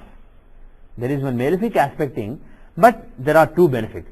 So overall, the combination, the perfect combination for moksha is not there, but it is 90% there. There is Ketu in the 12th, there is two benefics aspecting it. So Ramana Maharshi is, out of the charts that I have seen, this is as close as I get to the definition that Parasara gave. So he probably either got moksha or something very similar to that, because there are various grades in moksha. What do we define as moksha? Moksha is an individual, from the Paramatma, an individual soul is basically a small spark of fire. And when I say fire, this is not physical fire. There is material that does not use the same electrons, protons, etc. that we are used to. So the world that we can perceive is 1/8 of the complete world. There is 7/8 of the remaining world that we can't perceive in this particular form. So in that world, it is a small spark of fire which is coexisting with this body, and it is basically located in your heart. And when that particular Atma gives up its identity, 12th house, it gives up its identity, it realizes that it's not different from the Paramatma, then it goes and merges back with the Paramatma. And again, there are so many theories, depending on whether you follow Advaita, Visishta Advaita, there are slight variations of how that happens. Whether it goes and merges back to Paramatma, or Paramatma is higher and lives just below Paramatma. There are so many different theories, and those are not important here. But the bottom line is, there is no more life, no more existence. Yes. Is that also called Nirvana? Is it the same? Nirvana, Kaivalya, there are so many different words, and some scholars consider them identical, and some scholars have different meanings attributed to each of them. So let us say they all mean the same for now. No. Nirvana, Kaivalya, yes. A person with Rahu as an Atma Karaka will never get moksha, Yeah. because Ketu would always be in the 7th Right, house. right. He will never get moksha. Yes. Good observation. That was the question I was going to ask you. Good observation. Yes. Now, here you're saying Ketu is in the 12th in Navamsa. I don't see, it's in actually the 10th, right? Ketu. I said from Atma Karaka. Oh, Atma Karaka. Okay. Moon is if you see here, moon is AK. Thank So take moon as Lagna. Mhm. If you see the 12th from actual Lagna, Yeah. that is what he gives up. His dharmic existence, what he gives up. He is giving up. Basically, this is the house of giving up, and Venus is influencing it. So whatever he gives up very passionately, and he can also give up passion. So that is what it shows. That is only what you, in your dharmic life, what you give up. And how you give up things in your dharmic life. It's not soul giving up his identity. If you want to see soul giving up his identity, look at soul, Atmakaraka, and from there look at the 12th house. That is what the soul gives up, and how the soul gives up. If Ketu is influencing it, it means the planet of detachment is creating, because for soul to give up its identity is very different. Merging with Paramatma is very difficult, but splitting from the Paramatma is very easy. But merging back is very difficult. It's a very difficult journey. So for soul to give up is very difficult. So unless Ketu is influencing that house, moksha cannot come. It cannot give up its identity. It strongly believes that it's a different thing. That's the unfortunate part. Yes. First from that is Ketu. Ketu shows as the Ganesha of the Lord. Yeah. So if this person comes to you, if he wasn't Ramana Maharshi, if he was a small boy and he came to you for guidance, just tell him, give him a small Ganesh mantra, tell him to do it. He will become Ramana Maharshi. But in this Ramana Maharshi's case, Yeah. he was not a devotee of Ganesha or anything. Okay. It does not show who you are a devotee of. It shows who will take you towards moksha. That's And Devata. the Ishtadevata. He is also called Ishtadevata. The God who will take you towards moksha. He was already towards moksha, that it may not have made a difference. But in case it makes a difference, if somebody like this comes to you, the best thing, unless he is already very spiritual, advanced, etc., the best thing you can do is tell him to pray to Ganesha. Even otherwise, because of the strength, he may become spiritual. But may or may not. The role you have to play as astrologer is guide them towards the right God. And now, let me quickly do 3 examples among you, and then we'll leave for today. And see who is the Atmakaraka. Yes?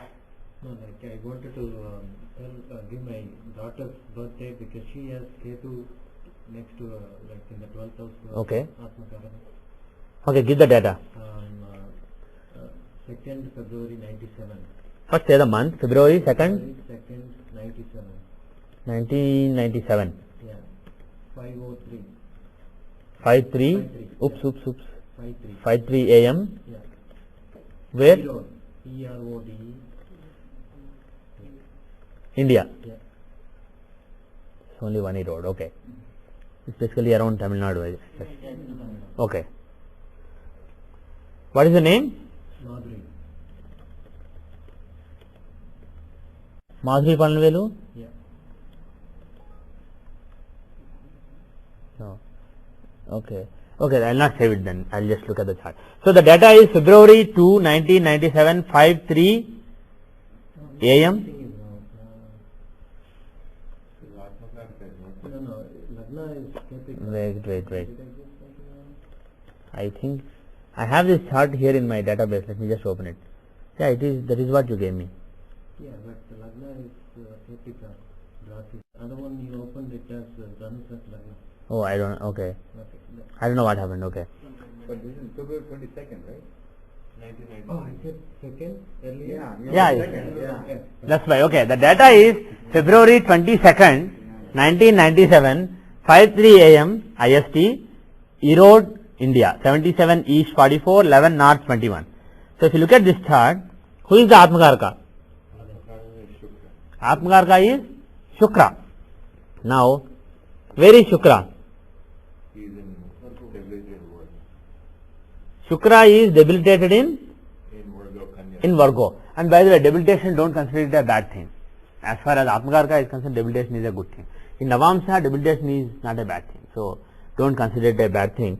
And now from Atmakaraka, look at the 12th house to determine the Ishtadevata, the God that will steer that person towards moksha. So, Ketu is there and Mercury is there. And when 2 planets are there, I told you to look at the stronger one. But if you see Ketu there, take the other planet. Take all other planets apart from Ketu and take the stronger of them. Because Parashara says, in the 12th from Atmakaraka in Navamsa, if Ketu is with Sun, pray to Shiva. If Ketu is with so-and-so planet, pray to this, then you will get moksha. we generalize that, and even if Ketu is not there, we are prescribing the same prayer. But what Parasya taught actually is, if Ketu is there with different gods, pray to these different gods, then you will get moksha. So this person, there is, Ketu is basically giving some moksha chintana, some idea of detachment to the soul. The soul is already thinking about detachment, but it's not fully convinced. That's why it's born. So if this particular person, Madhuri, she prays to Mercury, that is Vishnu. If she prays to Vishnu, then Vishnu will take her towards moksha. And the sign involved is sun sign, so probably Rama is a good avatara. So if she, in my judgment, if she prays to Rama, he will take her towards moksha, or just Vishnu, one of the two. Now one more chart. Two more charts. Who? Oh, okay, you will be the third. He raised hand first. Okay. November 8, 1969, 5:45 p.m. 5:45. Oh, actually PM. So I'll type 17. 17:45. Chennai. Chennai, India. Where in Chennai? Chetpur, Egmore, Mylapur, Nongambakam, Perambur, Rai. It slightly makes a difference. Approximate. It should be Egmore. Egmore, okay. Good. That precise of a calculation. Yeah, because big cities, Yeah. Lagna can change by 10 minutes or so. Yeah, it makes a difference in big cities. Okay. So the data is, what is the name? Central. SCNTHAL. Okay. So the data is November 8, 1969, 5:45 p.m. IST, 80 East 15, 13 North 4, Chennai, in particular Egmore in Chennai. Okay. So look at Atmakarka. I need somebody to help me. First, look at Atmakarka. Who is it? Is there an exchange? Is Atmakarka going to change in life? 29 degrees. Is there any other planet at 29 degrees? No. Actually, you don't have to look at all other planets. Just look at Amartyakarka, because he comes next to Atmakarka. He is not in 29 degrees. So there is no Atmakarka Parivartana. He has only one Atmakarka in life. Okay. Now Jupiter is Atmakarka. Where is he in Navamsha? Which house doesn't matter. Now he is the boss. He is the reference. Forget Lagna. Lagna doesn't exist when you look at him. So he is in Virgo. From him take the 12th. Leo. So is there any planet there? There is no planet there. Who is the lord of that house? Sun. Sun is exalted. Sun is exalted. Okay. So who is the lord that he should pray to? Shiva. If he wants to pray to Rama's avataras, then Sun, in the first class I mapped the grahas to Vishnu's avataras. And if you remember, Sun is the avatara. So he can pray to Rama, or in general actually Shiva. So, pardon me? Shiva is my favorite god. Okay. It happens so in your case. But in some cases, the god that will actually take somebody towards moksha may not be the favorite god. If you already have a relationship with that god for several lives, and you are already in the path towards moksha, then it may so happen that your favorite god is actually the one who is going to take you towards moksha. But again, if that doesn't happen, that doesn't mean it's a bad thing. Because if you are so destined, everything can happen in one life. For somebody it can take 1,000 lives. So there is nothing good or bad, don't be judgmental, but the bottom line is it doesn't have to happen in everybody's case. And in your case, I am glad it happened. So if you keep praying to Shiva, he will steer you more and more towards moksha. I have a question. Yes. You know, yesterday was Devata and all this. Yeah. And we have to do so many janmas and karma. Right? Yeah. How does that evolve? And how does this attachment build? What happens with it? What is the process in which somebody has said yesterday? What is the process? That's a loaded question, and I'm in a hurry to close this class. It's a very loaded question, so I will not answer it. I'm sorry. So, last example. I have your chart, right? I think Sri Rama. Sri Ramakrishna. Oh, SRE. Yes. Sri Ramakrishna. Okay. The data is August 31, 1965, 29:27 a.m. IST, 82 East, the place is Kakinada, India, 82 East 13, 16 North 56. Okay. Now let's look at his Atmakarka. Who is the Atmakarka? Mercury is the Atmakarka. And Amatyakaraka. Is he in the same degree? Nope. So there is only one Atmakaraka throughout the life. And where is that Mercury? Aquarius. Okay. Mercury is in Aquarius. Now, in the 12th from Mercury, in the 12th from Atmakaraka, who are the planets? There is only one planet, and that planet is Mars. So what is the form? Who is the deity shown by Mars? Kartikeya, Subramanya, Hanuman. Or among Vishnu's avatars, if somebody wants Vishnu's avatars, who is the god for Mars? Narasimha avatara, out of Vishnu's avatars. And who else? There are also Shakti's avatars. Some people want to worship Shakti, the mother, the divine mother. Does anybody know who is the form of Mars corresponding to mother's avatars? Mother's forms? No. No, not Chamundi. No. Yeah, Bagramukhi. Yeah. For sun it is Matangi, for moon it is Bhuvaneshwari, for Mars it is Bagramukhi, for Mercury it is Mercury, who is it? Who is the farm with sugarcane? I forgot the name. I think Rajarajeshwari. Yeah, Rajarajeshwari. And for Jupiter it is Tara, for Venus it is Kamalatmika, basically Lakshmi as an incarnation of the Divine Mother, Kamalatmika. And then for Saturn it is Kali, for Rahu it is Chinnamasta, for Ketu it is Dhumavati. So these are the different avatars of the Divine Mother who are worshipped for each planet. So if you want an avatar of the Divine Mother, then you can worship Baglamukhi. But basically she has Martian energy. Narasimha has Martian energy. Subramanya, he is the commander-in-chief of the army of the gods. So again he has that energy. So basically any god form, any divine form which has that energy, if you worship that divine form, then it will take you. Because that energy is needed to separate your, to kill the identity of your Atma. Your Atma's house of killing the identity, overcoming the identity, giving up the identity of the Atma, that requires that force of Narasimha or Subramanya or Hanuman or Rudras or Bagramukhi. So that is why unless you pray to those gods, it's not that other gods are incapable, but their paths will take a long time for you. If you take that path, that particular path, it is faster. So there are again so many theories. Some people say only Vishnu can deliver you. So the Ishtadevata has to be a Vishnu avatara. For example, sun. For example, in your case it is sun. And I said Shiva. Pray to Shiva, he will take you to moksha. Some people will tell you, no, only Rama can do that. Only Vishnu can give you moksha. Again, these are all very subjective opinions. And if you ask me, there is no point in fighting over who is superior, Vishnu, Shiva, all these things. Some people are very rigid, very stubborn in their opinion.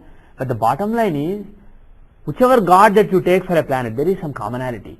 All these Martian gods, Narasimha among Vishnu's avatars, Bagalamukhi among Devi's avatars, or Chamundi is also actually a good approximation. And then Subramanya, Hanuman, Rudras, different Rudras, they all have that Martian energy. And that energy is needed for you to overcome your identity crisis, that attachment to that particular identity. So that is basically the meaning. And what I advise is, all of you, go make your own chart, find your Atmakaraka, go to Navamsha, see the 12 from there, see the god, and then try to do some mantra of that god. And make it a habit, it will be good for you. And if you are confused, if there are different planets and you don't know which is stronger, or for some reason, if you are really confused, then bring the chart, the data to the next class, and remember the date accurately. So I will look at the chart, and we can all decide what is the correct Devata. Yes. The mantra could be very simple, like yeah, it can be simple. Yeah, it can be simple. The idea is, when you do a mantra, the idea is not just saying those particular letters, but thinking of that particular god in your mind. When you think about Bagalamukhi or Narasimha, you have that their Ugra Rupa in your mind. So you have the thoughts that you get when you are doing a puja. Those are as important as the pronunciation of the exact sounds. Sound is one aspect and thought is the other aspect. When there is a unison between the two, then the mantra will work. So don't put too much importance on what is the mantra. I taught in the previous classes, I taught the number of letters, number of words, what impact they have. Again, those are all important based on your own chart, you can decide the right mantra with the right number of letters and words. But that is only half important. The other half is that devotion and having, not just doing. If you are thinking about, oh, Kiran, why doesn't he shave every day? Why does he have a big beard? And if you are saying, oh Namah Shivaya, oh Namah Shivaya, and then you are looking at, I think that is too bright, oh Namah Shivaya, oh Namah Shivaya, then you won't get the results. You have to have the concentration, the focus, and also keep thinking about the God. The mind has to be focused on the God. So that is as important as selection of the mantra. So start with something very simple. The beauty about Ishtadevata is, he is the only one who is interested in breaking your identity attachment. So once you start praying to your Ishtadevata, he or she will make sure that you progress in that path. If progressing in the path involves finding another God, suppose you start with Bagalamukhi, suppose you have to find Narasimha, somebody will come and tell you later, maybe in this life or maybe next life. So, or if that is not the right mantra, somebody will come and give you the right mantra. So everything will take care by itself. The direction is given, automatically given. So try to find your Ishtadevata and pray to that Ishtadevata. So with that I will end for today. Om Shanti Shanti Shanti.